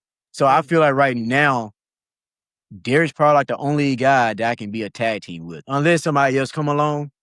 But as of right now, Derek trained me. I've been on the road with Derek, and he more than my mentor. He more so like a brother to me. Like, he came over my house for Christmas. Yeah. Met my family. I met his family. Yeah. I came over his house. Like, I've been to all of his houses. I met his ex-wife. I met his kids. I met his family. I met his cousins. He met my family. It's a deeper relationship with being a tag team. You can't just be like, okay, you two tag team together. Yeah, they may do good together because they're talented, but you will never get that same. It's not the same than you actually knowing them on a personal level. For sure. And I mean, you've had single success. I'm not trying to say that you're only a tag team wrestler. So I mean, you've been Heritage Champion twice. Now that's the good news. Yeah. The bad news that the combined days may not be very long. Man, when I won my first one, it was the biggest pop probably in Memphis Wrestling history. Massive pop. Like, when I won that, when I say the building was full, everybody got up. This, like, I ain't gonna lie, when I won that title, honestly, I never thought I was gonna win it. Honestly, I'm just gonna be real. Because of the small thing. But when I won it, I actually cried real tears. And I seen people in the crowd. I seen people in the crowd, even Dustin and Derek, they shed a tear.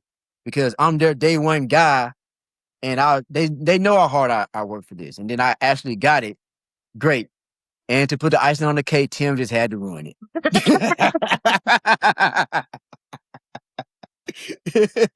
Like as soon as I just like, oh mom, come here. I'm reaching for my mom. He just going German suplex me in front of my mom and then blew a kiss at my mom. Like, come on, bro. Come on, Tim. Did you know going into it that it wasn't gonna be it wasn't gonna be probably a long reign? Like, honestly, I found out that day, like when I knew the fact that like they were gonna take it off me quick. Because there's more backstory, but like to keep it simple, I knew that I was the guy to win it. Basically, I was the guy that deserved to get the title, but I can easily take it off because the roster, like in terms of Memphis Heritage title, there's so many big people. Like you got K Toomer. Yeah. Like during that time, Aaron Roberts, you got Psycho Simon, you got Tim Bob, you got Mark, you got so many guys that are way more bigger than me in terms of size.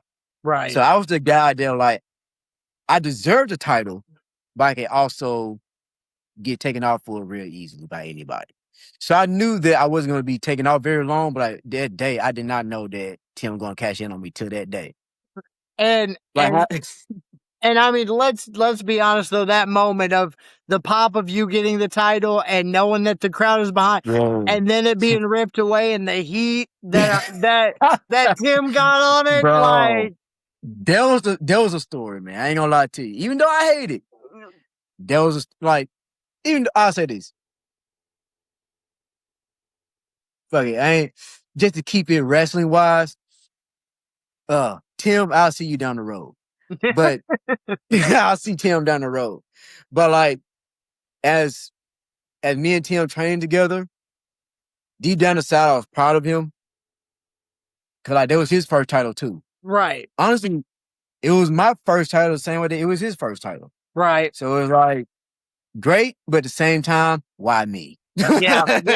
You couldn't have picked anybody else. Exactly. Anybody. Like, you could have beat me fair and square, Tim, but like you just had to steal it away from me. Come on now. In front of my family, blew a kiss at my mama. And then when he gave me that ripcord, that was the hardest ripcord he ever gave anybody at the Wrestle Center. Like, I never seen Tim give a ripcord and if you heard a pop. Like when he gave me that ripcord, it was real deal. Pop, I'm like, God dang, what I do to you? Oh my goodness. Oh my gosh. Like, really, Tim? You wanted the title that bad? Yeah. Well, I mean, he wanted it. He wanted it. Yeah, so I'll see him down the road. And I mean, and you had a great match. You and Tim and Mike Anthony had a great triple threat not too long ago. Great match. What was it like working with those guys? And then also, side note, because I kind of talked to Dustin about this and it wasn't able to get out in our interview, so hopefully it comes out in the next one. There's a moment in the match where you turn into a superhero for Memphis Wrestling, more like a Spider-Man of some sorts. And you grab onto the wall on the outside. Yeah. Bosby throws you up and you grab onto the wall. And I think actually I seen your fingers flex because of the strength that you had to have holding onto that wall. And then jump off. You hit a hurricanrana onto the floor. It's a great spot. But I guess that wasn't really the way things were originally planned to go. I guess Dustin said that, we may need to change a thing or two as you were going through the things on this match. So can you tell me anything about working with those guys and prepping for that match? Like, it was great working with those guys. Like, I worked with Mike in Alabama, so I knew that like working with Mike, it was gonna be great anyway. And like working with Tim, the way that I worked with him, honestly, that was the match that I visioned in my mind. I knew there was gonna be me, Tim, and somebody else. Like way before it even happened. Sometimes I have visions that would come true in the future. It doesn't always plan out exactly how I want it, but basically the structure of it, like I've seen it happen in my vision. I just Yep. don't know. Get the piece. They were one of those moments. And like even that spot, that was on my mind. That been on my mind for years. Like bouncing off the wall into somebody. Honestly, and like in terms of working with them, great. Want to do it again someday. And in terms of the spot, I've been, like I said, I've been playing that spot for years.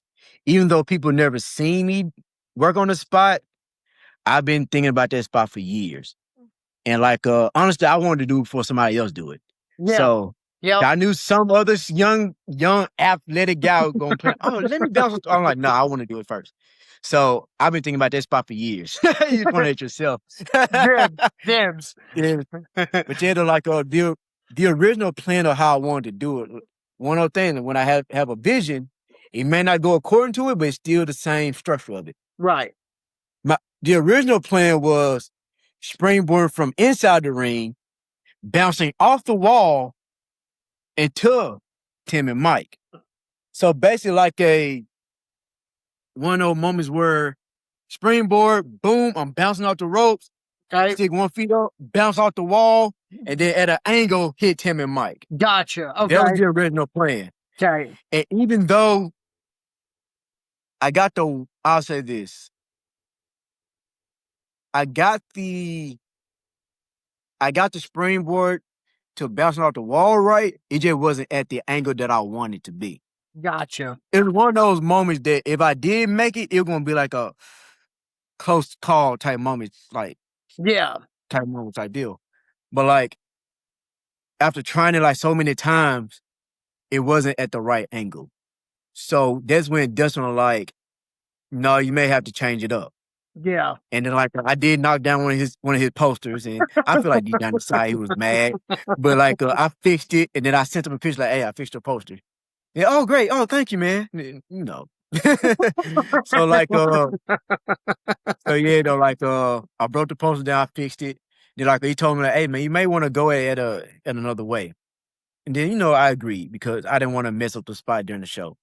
So like that's honestly they were actually Tim idea of tossing me up to the wall. I catch it. Like at first they were like, let's see if you can catch the wall, catch the red part of the wall. So I jumped up and I did it. They said, okay then. So what we're gonna do is toss you over, you catch it, and then that's when you bounce off with the Hurricane Runner. Perfect. So yeah, like I said before, it one of those things where I had a vision. I saw it one way, then go ahead and plan, but this vision that I really saw of me bouncing off the wall, that point of view still worked. Yeah. It's a great spot. It looks wonderful. I've seen it probably 10 times myself. Yeah. So it's a great spot. You talk about not wanting to cause an issue during the actual match on it.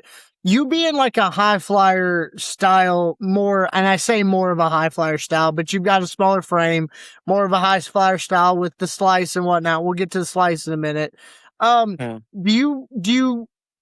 you move your move set around, even though being a high flyer style, things that you can do in the 20th minute that you do in the 5th minute because of that style? Because you go 100 mile an hour in the 5th, you could be done by minute 20. They say guys that are smart in the business, they do things at age 40 or age 20, they can do at age 40, so they can do the same thing for years. And I just wonder if it applies the same way in ring, on a just match to match basis. I'll say it depends on who I'm facing. Like with the high flying stuff, like I can do it, don't get me wrong, but I do have my picks on who I can and can't do it with. Yeah. Like and also, let's say it's me and Marco. I'm not like, if we're telling a story, like a long-term story, if I do some high flying stuff, it's gonna be either the first match, just so we can give y'all a little something, and the very final match. The end of it. Is Yeah. when you're gonna see me do some cool stuff. But in between the story, it's really gonna be just it's gonna be a Memphis style type fight. So it all depends on who I'm facing. Like everybody honestly doesn't know how to work their style. And to me, that's cool with me. I can adjust. I can be technical if I want to. I can be ground and pound if I want to. I can even, like I said, I can do Memphis style, just call in the ring type if you want me to. But so to answer your question, it all depends on who I'm facing and what's the story. Yeah. Yeah. Also talking about the Mike Anthony and Tim Bosby, one of the spots that I wanted to point out, and I'm sure you'll take this as a compliment, but you do a suicide dive to Mike Anthony, and somebody that I feel like is the tip top of the wrestling business when it comes to that specific move of a suicide dive is Darby Allin out of AEW. And Yeah. you get very similar to his style of suicide dive on that one with your, I have no disregard to if there's a brick wall sitting at the ring, here, I'm going through it. I have no, so is that your mindset when you have moves like that of just like, I don't care if there's somebody in front of me, I don't care if there's a wall, if there's an audience member, like something's getting taken out with my body on this. Yes. Yes. Simple yes. Like if I see a wall, like some people they want to be safe with the suicide dive, like they don't really just go all the way with it. With me, I'm throwing myself at you. Like if I'm doing a suicide dive like that, like through the ropes, I'm throwing myself at you. Yeah. And then like with the crowd part, I will do that, but I'll say this. If you're a longtime fan or you're a fan that doesn't mind getting, that don't mind wrestlers being on you, sure, cool. But like if you're like a bunch of women in the crowd, like you don't want to be hurt or nothing, no. Right. That, talking about crowds, that Memphis wrestling crowd, that wild side, it gets brought up at almost every time I talk to somebody in Memphis. Man, they are something else. Yes, like they are true wrestling fans. They are. Like they get the business, but they are true wrestling fans. They're so invested. Well, they showed up to the KAW. I seen clips of them, and they're getting ready to fight for Memphis Wrestling. I mean, it's insane. It is insane. The last Memphis show, I swear I seen a 12 to 14-year-old kid come out from that section. His parents were, I think, maybe smoking outside. And he said, if the KAW's assholes show up, I'll beat them motherfuckers. And this kid's like 12, 14 years old. And I'm like, all right, well, hey, he got that love for Memphis. He got that love. Exactly. Hey, welcome to Memphis, man. Yeah, it's wild over there. It is wild. I usually will sit over in the bleachers. Because the first show that I went to over in Memphis, I just happened to, that was all that was available at the time. And then I realized that if I sat ringside and there's a chance that I'm over in that section, I don't know if I can give as much as they do. I don't know if I can. Man, like they go in, like, I ain't gonna lie, some of them do be drunk. They do. They do.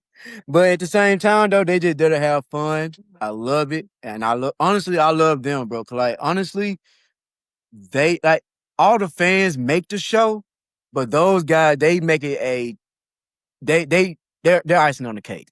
Like, they're the ones that like, okay, yeah, this the reason why Memphis Wrestling is great. The Wrestle Center has such a cool vibe, such a cool environment, real welcoming, real chill, but still that gritty wrestling feel. You know what I mean? Yes.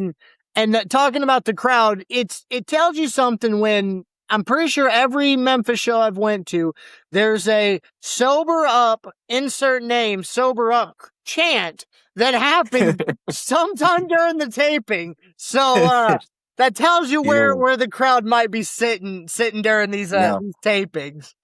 Yeah. But it's entertaining nonetheless. Oh yeah, man. It's very entertaining.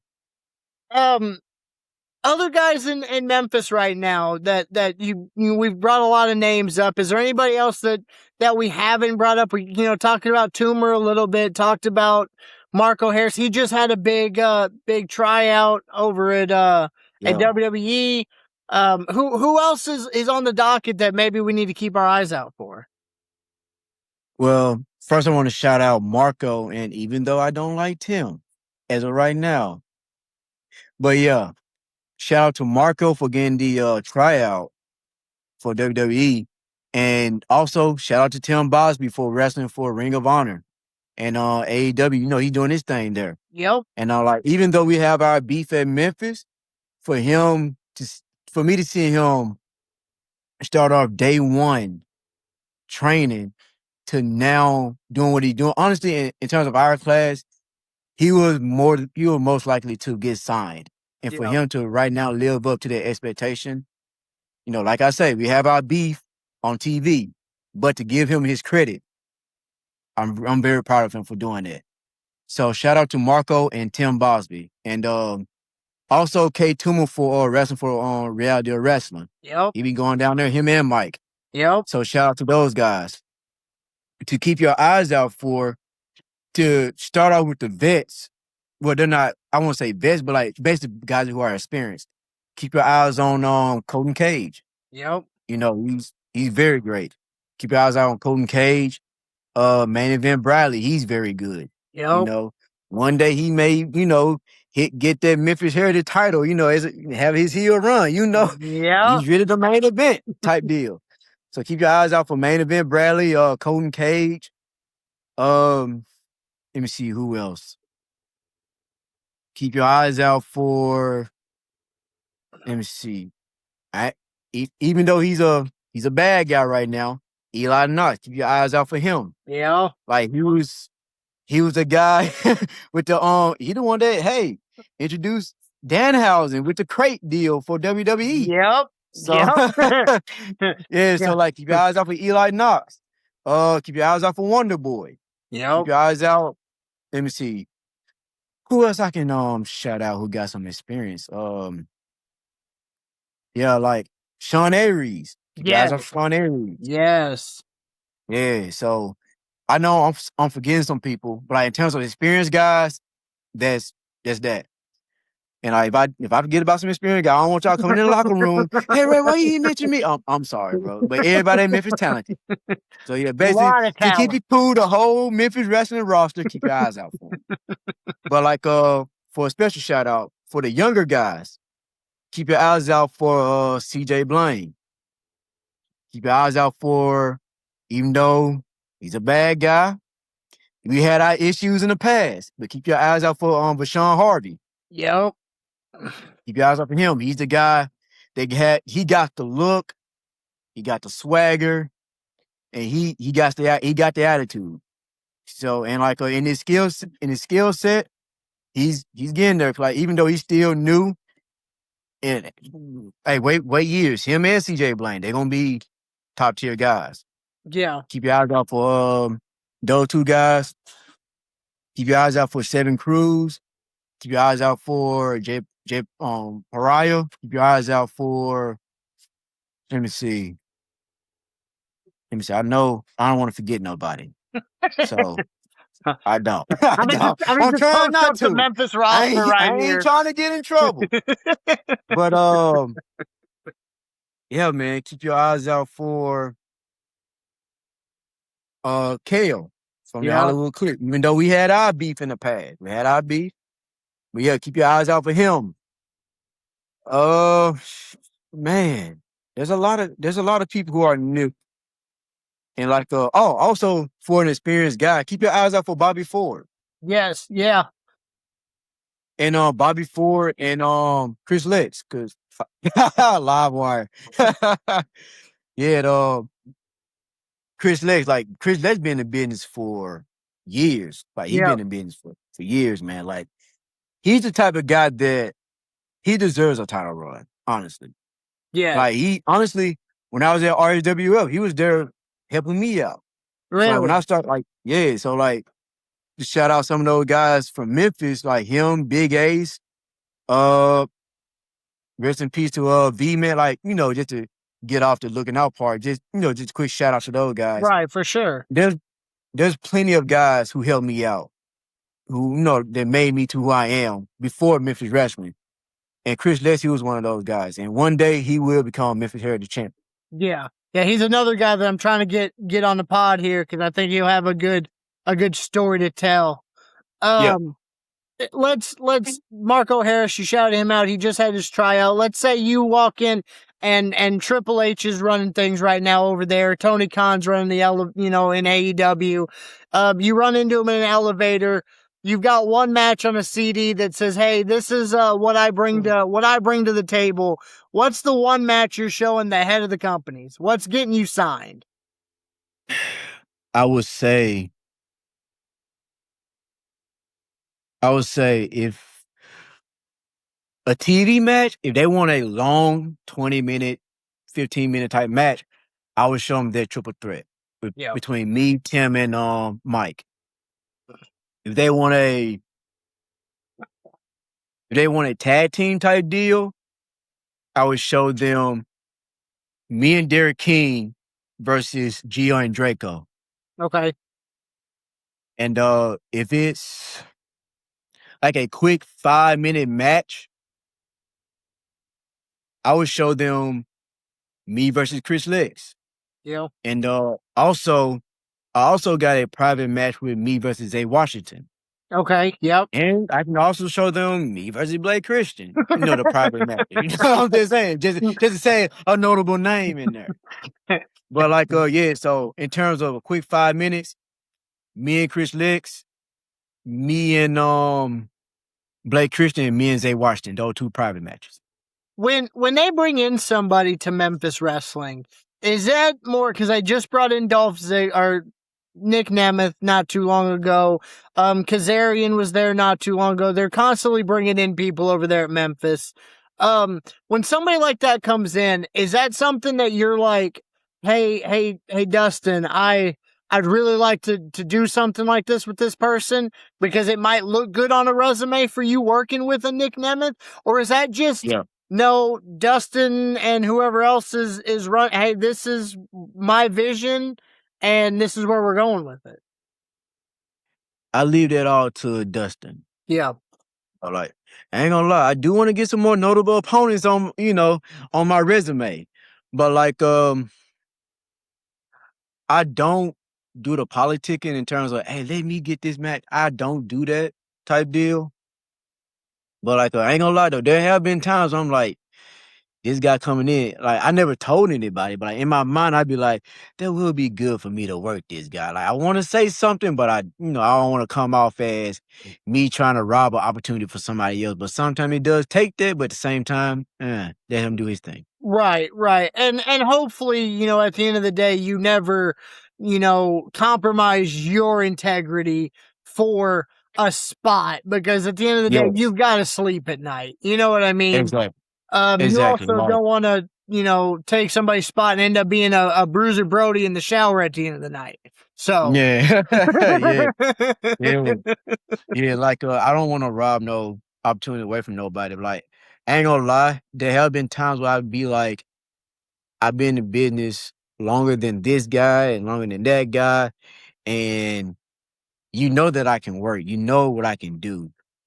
I do feel like I deserve more notable opponents, but at the same time, I don't try to.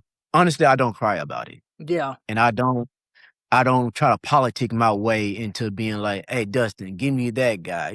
I feel like I should be. No, I don't do that. yeah. I try to get it. I do my best on getting it fair and right. Yeah. We're kind of coming down towards the end of this. We've got a couple of things that we try to hit every podcast with towards the end of it. So I'm going to get into those and then, we'll call it a day. I appreciate all the time that you've been here and really just been great to talk to. I mean, honestly, for real. And on that note, somebody great to talk to. We've got a segment here that's not sponsored by 1800 Coconut Tequila, but if they would like to sponsor it, we will take it. It's the one liquor that it seems like we tend to really enjoy here at TB2, and so any chance we get to put out the 1800 Tequila, the coconut specifically, because it takes away that bite. You drink that delicious with a nice fruit punch Rockstar. Also not a sponsor, but But if you could take a shot of 1800 coconut tequila with anybody in the wrestling business, alive or dead, sit there for 5-10 minutes and just take a shot and just conversate with somebody, who would that be? I would say obviously Derek. I would say Derek because I'll say this for the people who watch it. If you know Derek King, you know Derek King. So yeah, Yep. yeah.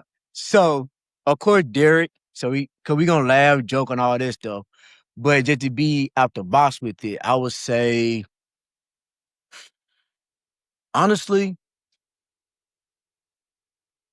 just to pick their brain, I'll probably say somebody like The Undertaker. Yep.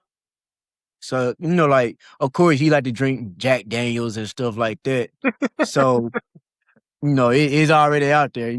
So, like, it would be cool for me to, sit, drink a Jack Daniel at 1800 with him and just pick his brain about the business. And also, he's always been that locker room leader type, standard type guy. So, I know people may not, I know that some people are visual in terms of seeing people as a leader. Like, you had to be 6'5", and all that stuff. But I would like to be that locker room leader like him one Yeah. day. So I would like to pick his brain on his leadership and also see how he carries himself Yeah. on a personal level.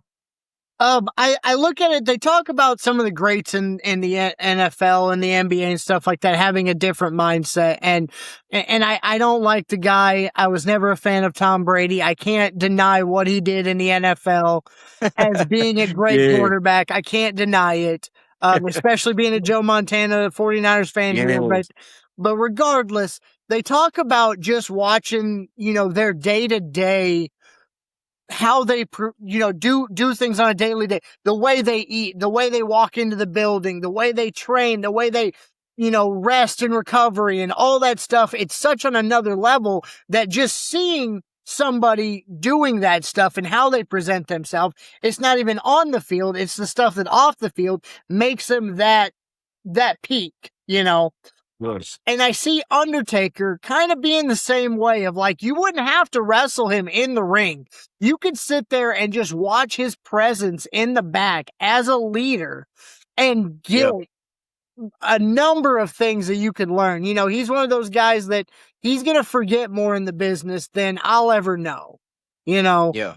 So to just absorb 10 minutes around somebody like that, yeah, you could pick up who knows how much. Yeah. And like you were saying about Tom Brady, like I've been watching his, stuff on YouTube, like in motivational speeches and stuff like that. I see how honestly he wasn't the chosen one. No. Like he was dead last in the NFL draft. And like for him to come from last in the draft to like honestly the greatest quarterback of all time, Yes. that's inspiring. And also I've been watching like a lot of Michael Jordan video. I can watch him, I can listen to Michael Jordan motivational speech without even seeing the video. I just hear his voice and the intense music and stuff. Even the Last Dance documentary, I don't even have to watch it. I just have to listen to it, and I'd be like motivated. Like, bro, this is how he become great. Yes. Yes.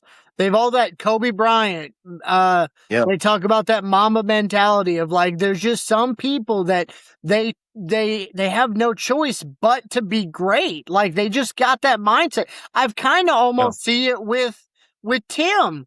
When we did yeah, our conversation, he's talked about pushing away all these other opportunities. And at this point, he has no other option but to be great at wrestling. And so he's putting everything into it. And that's what you've got to do to reach these LeBron James, Tom Brady level, Jeff Gordon in, NASCAR of things is just constant work and dedication. yeah. And like a quick story on Tim, and like I say, in terms of wrestling, we got our issues, but I know I talked about Tim a lot on his interview, but I cannot deny the work that I've seen from him, Yeah. especially like seeing him from day one. Like a quick story about him. I would see him study wrestling, watch wrestling. Like he's really a student of the game for real. Yeah. Like he's he watch it. He Yeah. watch everything. Like, and not just WWE, he watched AEW, New Japan. He watched a lot of indie wrestling shows and stuff like that. And like I will overhear him talking about matches with other people, and then he'll notice the smallest things that make the match great and stuff like that. I'm like, oh dang, I didn't, I never noticed about that. Yep. Then yeah, and even though like I have more experience over Tim, but even the first time that we locked up, there was like during our practice matches, when we first started.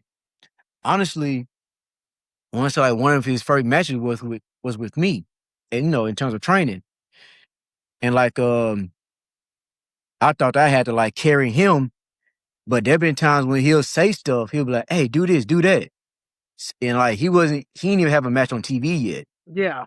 and he'll tell me like, "Hey, do this, do that," wow, calling it on the spot.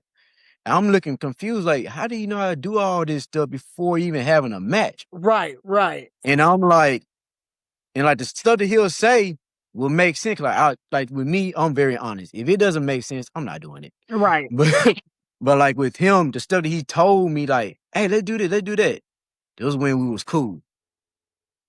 He'll be like, hey, let's do this. I'll be like, I don't know how he made this make sense, but let's do it. Yeah. And we'll do it right on the spot. Then like, so seeing him day one, I knew that everything that he's getting right now, it was gonna happen. Yeah. Yeah. And that's what I wasn't trying to turn this Ray Sanders interview into a Tim Bosby session. It seems like No, we no, no, might no, have no, done it no. from time to time. No, no, But no. you two both have kind of your careers are kind of on very similar tracks, if you will. You know what Yeah. I mean? Yeah. And both Like, extremely talented coming up in the business in the Memphis side. You yeah. know, Yeah. And like just to let you know, like anytime you mention somebody else, I'm the type of guy, I'm happy for other people's success. I'll never hate. Like, even with Tim, like, and me and you, we know why I say I don't like him. yes, yes, But like yes, in terms of the personal side, it more so like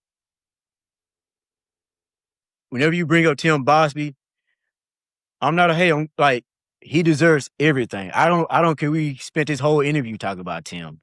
That's cool with me. I love praising people. Like, he's still a Memphis wrestling guy. yeah, If Tim makes it, we all makes it. Now, when agreed, Tim makes it, that gives more opportunities for other people at Memphis Wrestling. agreed. So I like outside of our wrestling beef, he, bar none, he's the guy. Yeah, yes, and that's And what. I'll praise him any day. I'll praise Marco Harris any day. I'll spend a whole interview not even talking. I love praising people. Yeah. I'll praise Kate Toomer. I'll praise Colton Cage. So yeah, don't never feel like, oh my God, I'm spending all the no. I love praising my guys. They still my brothers at the end of the day. Yeah, and that's what we kind of got the same mindset of, Yeah, I never want to talk bad about Memphis wrestling. I never want to I'm at all these tapings, but I'm not going to sit there and put out these spoilers of what's going on. I want people to watch the product because if exactly. Memphis wrestling succeeds and me and Ray Sanders are on a good term and Ray Sanders gets signed with AEW, well then heck, maybe when Ray Sanders is somewhere, I can get a word with him in Tulsa, Oklahoma, and he can introduce me to Blake Christian, who he's working that night. And then I can, you know what I Exactly. mean? We all come up in Exactly. the world. Um, Exactly. so yeah, no, I completely agree. Praise everybody because everybody is working.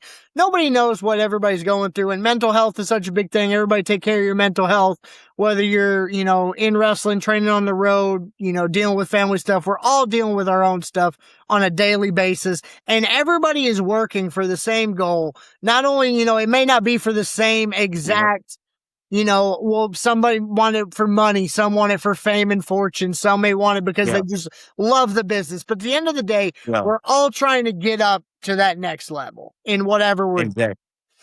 Exactly. Like to add on, I recognize that I'm at a promotion full of lions and full of people who wants it. Like I say, like a Tim Bosby, like a Marco Harris, like a K Toomer, like a Mike Anthony, like a Colton K, like everybody. I'm in a room full of people that want it, that's hungry. Yes. And like I say, I don't mind praising those guys because I like if you bring my name, I would love for them to praise me. So yeah, I don't mind it. And like I'm very fortunate to be in the same locker room as them. Because like I say, we all want it. We all want the same goal. Yeah. And we all are honestly, we all are alphas and trying to make it to the next level. Yeah. Well, if it makes you feel any better, your name is definitely being praised among those around you behind closed doors while you're not around. So you can definitely know that your name is being praised along with all these other guys as being this echelon of Memphis wrestling that they've got going on. And it is beneficial because we take, we go back to sports back and forth. A lot of these teams that have had like these number one guys, a number one wide receiver that goes against a number one corner on a daily basis, once you go against any other team, it's a walk in the park. It's no big deal because you're constantly working with the best of the best. And when you're working around these guys that are so hungry and so dedicated and want to become the best, it does nothing but rise everybody to become better. Yeah, you're right. We're gonna get into the next little thing. A couple of Twitter questions. I asked people, "Hey, I'm gonna get Ray Sanders on here. Let's ask him some questions. What do you think I should ask him?" And it's kind of funny. We talk about Tim Bosby. It came out on here when we talked to him that somebody had compared him to Muhammad Ali and Sid from Toy Story. And now my daughter thinks that he is Sid from Toy Story and says I cannot talk to him because he was mean to Woody and Buzz. So he got the same head shape as Muhammad Ali. That's why they said he wrestled like Kurt Angle, but looked like a love child between Muhammad Ali and Sid from Toy Story. So you never know what X or what Twitter is gonna say. Yeah. So I'll go with the first one coming from @memfam. What do you listen to in the gym? Man, I listen to hip hop. I listen to rock and roll. I listen to a lot of stuff, man. Like, ain't gonna lie. Today I was listening to the old school Temptations R&B type deal. Like today in the gym. There you go. Yeah. I know it's weird, but it's like, shoot, you're supposed to be intense in the gym, but shoot, I'm listening to, Bill Withers and the Temptations. I'm listening to the old school stuff. I'm listening to soul, like music, Soul Child, and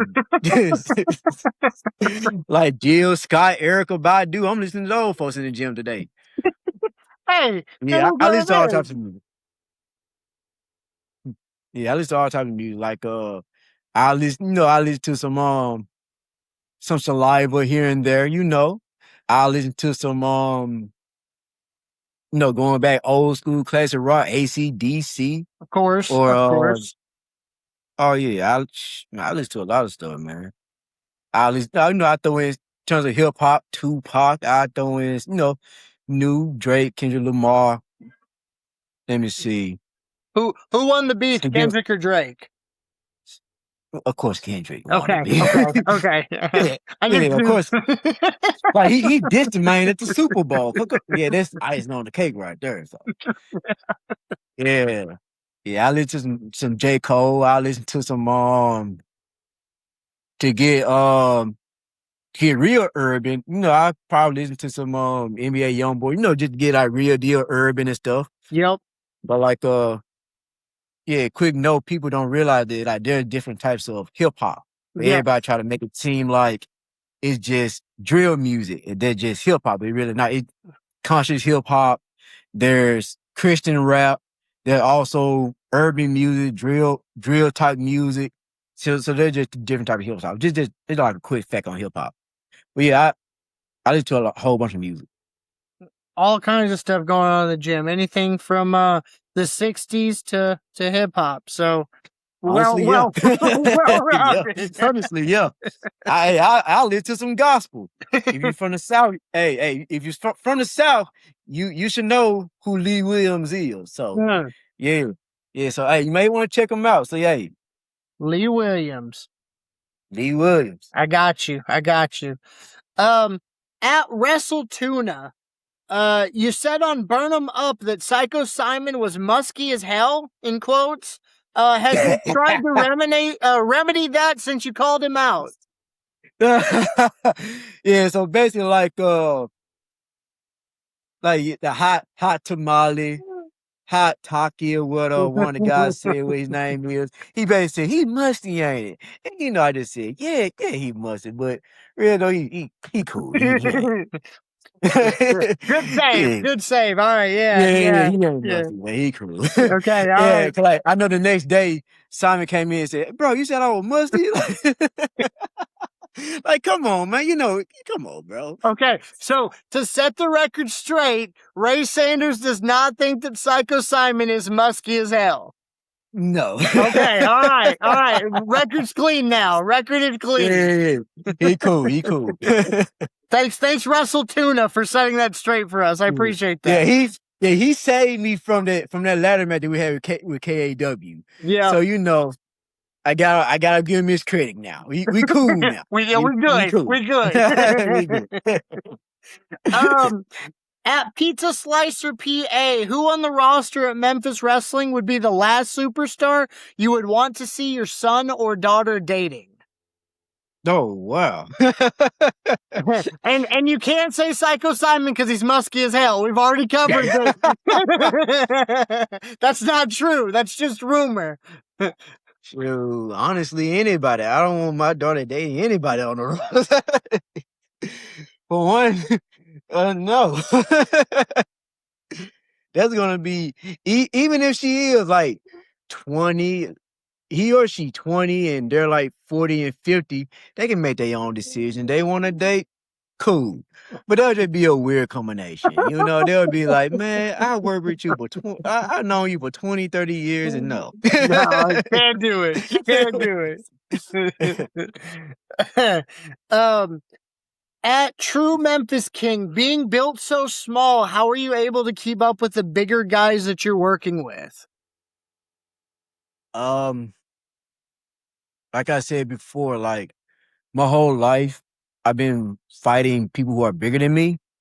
And like in most of my promos, I'd be like, I fought the lions, tigers, and bears. Like, I don't mean that just to say it in a promo. I really deal fought the lions, tigers, and bears growing up. So facing bigger guys is no different. Even in shoot, like I say, even though I'm not the biggest or the baddest, but I'm not the scariest.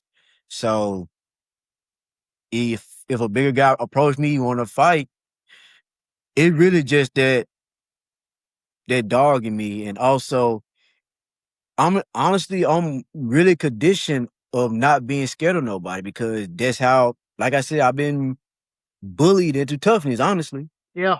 So it's like, so like any bigger guy, I fought them all. I was a 10-year-old kid fighting dudes in their 30s and 40s. True statement. I had knives pulled out on me, had a gun pulled out on me, a BB gun pulled out on me, sticks.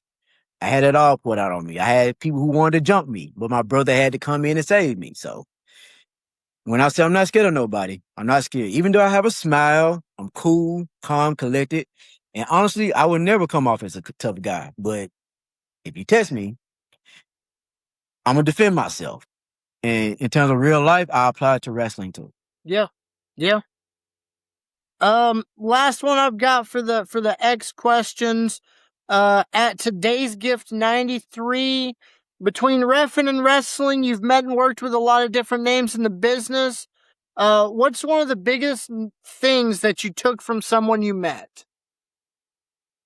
Like I said before, really with Nick Aldis, when he told me to be assertive. That's one of the biggest things that I worked. Yeah. I say I worked, but that's one of the biggest things that I took away from being you a wrestler. worked on. Yeah, for sure. Yeah.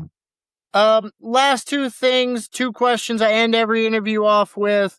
One's a little bit negative, then we end on a positive note. We call it the TB2. So part one of the TB2 is, what's a pet peeve that you've got in wrestling?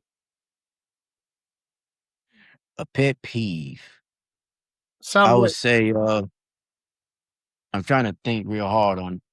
I would say, one of pet peeves in terms of being a referee, I would say, like we had discussed earlier, when the guys grab the referee and be like, "Hey, look at this guy." That's one of my biggest pet peeves. And also, I'm trying to think of a way in terms of wrestling. That's my biggest pet peeve. a lot of Mm, people, I've gotten egos. That's something that I've gotten a lot of. People having yeah, egos in the back. I've gotten people that kind of brag about not putting a lot into a match. They've, yeah, they'll come in the back. Oh yeah, well, I really didn't do anything out there. Like, as a good thing, stuff like that. yeah. I've gotten from other people. So if that kind of helps along the lines of, Um, in terms of egos, like we all have egos, so like I'm not bothered by it, but I know what they mean by ego. Basically, we know in wrestling, we know what we do. It's not basketball. So you having an ego in something like wrestling, why? yeah, But like, so yeah, but I don't see that as a pet peeve. My biggest pet peeve is somebody that doesn't take it serious. yeah, That's one of my biggest pet peeves. Like honestly, like even you said it earlier, like I was gonna mention it earlier, like since we on the subject now, anybody can get into wrestling. Very true. It's a positive and also a negative. you agree? The positive is like, of course, they open up more doors, more opportunity. And the negative is like it be the wrong people who wants to join the business. I'm just gonna be real with you.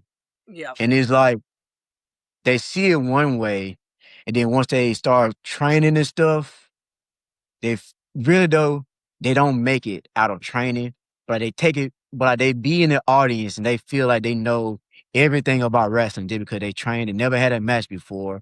And also they feel like they know everything about wrestling, but they can't do it themselves. And you yeah, had an opportunity to do it yourself, but you didn't do it. yeah, yeah. Like there been time like even at Memphis Wrestling, like there was this, you know, it is like kind of like a personal take. There was one kid at Memphis Wrestling where he used to go there and all he did was sit down the whole training. And his mom like his mom paid for his training and all this stuff. But every time he came to training, he just sat down the whole training. While everybody else did the hard work, he would just sit down the whole training. But like, whenever it was time to get in the ring to have a practice match or work on moves, he was the first one in the ring. And I'm like, hey, hold on now. You ain't put in no hard work. You ain't even take a bump. And you ain't, but like all of a sudden, since you want to do cool stuff, you're the first one in the ring. And you're very excited. Yeah. And sometimes I'd be wanting, even though I'm not the trainer, I'd be like, sometimes I just want to be like, bro, sit down. Like, like, I know, I know I'm not the guy who making money in terms of, like, no, not yet, Right. anyway. Right. I'm not making money yet in terms of telling people what to do. But there have been times when I'm like, bro, I'm passionate about the business to the point where if you're not gonna put in the work, why are you even here? Yep. So there's more of a bigger pet peeve than somebody having an ego. At least with an ego, some people can back it up in the ring. Some people you just have an ego for no reason. But still, I don't have a problem with egos. We all have egos in some way. But you not caring and not taking it serious, that's my biggest pet peeve. Yeah. Yeah. Agree. And then the last thing I got ended on a more positive note. What's some advice that you've got for the younger people that are coming into the business now that these doors are opening to anybody that can come in here and anybody can wrestle? What's something that you think that people need to hear, or even people that are already in the business that are still kind of young, maybe a little green? What's something that you think they need to hear? I would say, for one, save your money because their business costs in terms of the sacrifices that you make. Also, the gear that you got to buy, and also if you want custom music, that costs. It honestly, everything in the business costs. Honestly, a lot of it costs money, even especially traveling. And with me personally, like if I go to like a new city or something, I like to have fun. I like to explore the city. They just me like outside of I like to go there, wrestle, but outside of wrestling, especially when I have somebody with me just to build that, that relationship with, you know, me and the guys, we just go out, have fun, and then we just enjoy the city. So there's one thing, save your money in terms of business wise and also fun wise and personal wise. Save your money. Two, I would say, take it serious. Like I was saying before, don't just come in thinking that you know it all, or don't give it 100% if you're training. Yeah. You know what I'm saying? Like if you're not gonna give it, I know I said it wrong. I know, but like if you're not gonna give it 100%, don't do it. Yeah. Yeah. Give it all. Yeah, and also this gonna be different. It's gonna be personal. But like, if you cannot take criticism from people and social media, don't pursue the business. Cause like now, you are in the public eye. Yep. And there have been times when I hear about people who are in the public eye committing suicide and all this stuff just because they said something mean to you. Yes. And like, I'm just being real. Like, I'm not a softie. Like, if you people gonna be mean. People are gonna be people. Fans gonna be fans. Right. I know people gonna be like, oh, people shouldn't be mean. Yeah, that's great to say. And that's a fairy tale world though. Reality is people gonna be mean, people gonna say what they want to say. Yes. So you should be able to take criticism from people. Like I even told some of the gay wrestlers coming in, like, if you gay, be expected to hear some homophobic slurs towards you. Yep. And honestly, if you're a minority, be ready to hear some racial stuff towards you. Yep. If you're fat, be ready to hear some fat jokes. Yep. It's gonna happen. You cannot stop you from being mean. Yep. I'm just being honest. Even though we want to live in a fairy tale world about saying, oh, I just wish that people just stop being mean. Everybody just be nice. Yes, that's great to hear. But at the same time, in reality, that ain't gonna happen. People gonna be mean no matter what. Nope. At the end of the day, there's some crowds that act like 10 to 14-year-old children, and they are just brutally honest and have no care about your feelings or anything. Yeah. Yeah. And one more thing. This is really gonna be personal, and this is really gonna be a hot take. But this is for the women. Okay. And this is specifically for the younger women. Hate to say it, but this is for underage girls who want to start off in the business. This is just if you want to be an actor, an actress, whatever you want to be in terms of being famous in the public eye. I hate to say this, and it's gonna be a hot take, but people will see you as an adult. Hate to say it, but it's true. And like I said before, and trust me, it is not right for them to honestly be a pervert and stuff. That's not right. It's not off limits. But the truth is, in reality, we live in a reality world. Yeah. It's gonna happen. My best advice for them is everywhere you go, make sure you have a male figure around. So that way he won't take advantage of you. People won't try to hit on you. And we all heard this. We all hear women talk about it in the business. Oh, this guy tried to talk to me. That guy tried to talk to me. I would say make sure that you have a male adult figure, a strong male adult figure around. That way, things like that won't happen. Yeah. Yeah. So, and even girls who are even of age, still everywhere you go, make sure you have somebody around you that can protect you from pedophile things like that. You know what I'm saying? Because Yeah. I hate to say it, and even though I hate that it happens, it happens. So I would say make sure that you have somebody there to protect you. It can be your parent, it can be a big brother, it can even be a wrestler that you trust. Have somebody have somebody there to protect you no matter what. Yeah. Yeah. Stay vigilant. Always, always stay vigilant. Um, there's one more thing. I kind of said this was the end of it, but I have to go back on one more thing because I was going to ask the question. I didn't. We talked about you improving in the ring. We talked about Marco Harris getting his tryout. Um, I feel like you're right around that corner. You're right on the cusp. I mean, you're great in the ring. You're working with great people. You're right there on also getting your, tryout next level.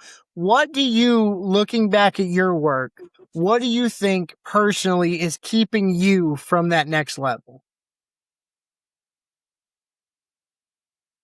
Honestly, I would say, to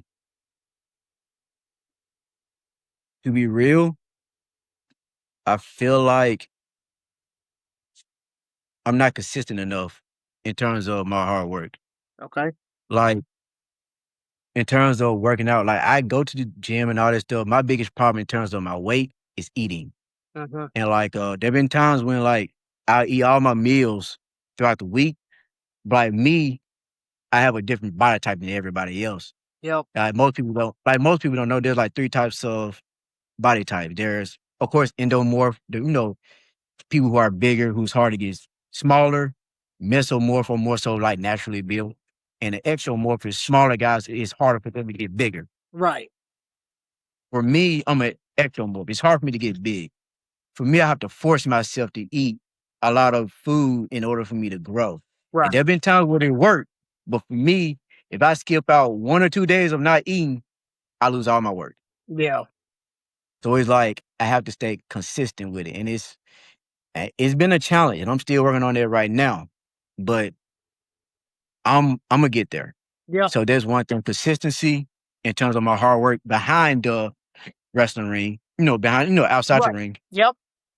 And and also I just feel like I need to travel more. Yeah. Memphis is great, but I do feel like I need to travel more and just take risks. Yeah. Because like I said before, Memphis is great, but my name needs to be out there more. I feel like I deserve my name to be needs to be out there for real. 100%. That's why we have you here. We think that Rey Sanders needs to be out there. That should be a common name in indie wrestling right now. Is Rey Sanders, and there's no reason Thank why it's not. To be completely honest with you, I agree. I think you should definitely get out there and travel. People have talked about the different styles there are of wrestling. We've talked about Tim. Tim's brought up the whole. It's like a different flavor of food. You may have a Yeah. different style in California and Texas, and once you're able to go there in Texas and work that style, and you become well-rounded with Yeah. everything, then it doesn't matter who they throw you in the ring with or what promotion it is, you're gonna succeed. Yeah. And like I've traveled to some places like, of course, Arkansas, Mississippi, Alabama. I traveled to some few places, but I'm talking like I've been to Texas. I never wrestled in Texas, but like excuse me, I've been to Texas. I've been to TSW. Yep. Like I just been like behind the scenes. And I had like not a tryout, but more so like a seminar, just seeing how people can do things and stuff like that. So yeah, I've been in their seminars and stuff, and like some know me, some probably forgot about me. But like, yeah, I've been to Texas and I've seen how they work. With Texas, one thing I've noticed about them, they prioritize size. Like when I say everybody's big, it's like everybody in Texas is really big. Like I seen one guy named Soda Pop. I'm taller than him, but he still got a size on him. I'm like, hey man, I need to get bigger so I can fit in with these guys. Yeah, yeah. Yeah. Well, you getting that, like I said, you got that manly muscle coming in, and it's a true thing. Like, I'm not trying to. Yeah. It's No, I get it. it's a true thing. There's a span, and so you young guys finally hitting that coming up. You're right around the corner. Like I said, I really think that Rey Sanders is going to be a name that gets thrown around indie wrestling, hopefully to the next level, because you definitely deserve it. You great in the ring. So we'll definitely look forward to seeing that. Rey, I appreciate your time. I appreciate we've almost been here for 2.5 hours. This has been wonderful. Yeah. Let the people know where they can follow you at and what you got coming up. Any last words you got for the people that are watching, stuck through this whole 2 hour and some odd minute process, learning about Rey Sanders? Man, like you can find me on, all platforms. Mostly when you type up RSJ EST 1999, you'll find me on those platforms. Of course, Facebook is my name, Rey Sanders, and like I said, on Instagram and Twitter, like one of them has a dot like in between, but like if you just type up RSJ EST 1999, then you'll find me on those social media platforms. I'll put the links down here in the description so that way you guys can go ahead and just click it and follow along. Rey just surviving wars against KAW for Memphis Wrestling, being the hero that they deserve. Maybe not the one that they need, but the one that they deserve at the time. Yes, sir. Yes, sir. Looking forward to seeing what's next, what's in store. Hopefully, maybe getting that heritage title, maybe for a little bit longer this time. I don't know. Mike's holding a pretty old grip on that title right now. Or I may become a Grand Slam champion by chasing the internet title and the junior. That'll be a great idea. Who knows? There you go. Get you some gold. Get you some gold. Some gold. That heritage title though, if I get the heritage title, it's staying around my waist. It can't just come off me 3 seconds later. Tim Bosby gonna cash in on me and stuff. Can't do that now. Well, we'll hold on to it next time. I tell you what. Yeah, you gotta hold on to it. I'm at the Memphis Tapers now. If something happens, you win that title, and somebody comes with that cup, run into the ring, I'll jump in front of them myself. All right? I got TB2 personally promises you'll hold it for longer than 3 minutes. All right? I got exactly. Like, hey, if I lose that title quick, y'all got a riot. All right? It's a riot. It can't happen no more. We got it. Rey, thank you so much for your time. Ladies and gentlemen, this has been the gift out of Memphis Wrestling, the gift to wrestling. Ladies and gentlemen, Rey Sanders. Yes, thanks, Rey. Thank you, brother. So tune in weekly when the bell goes ding. New dudes talk about the greatest in the ring.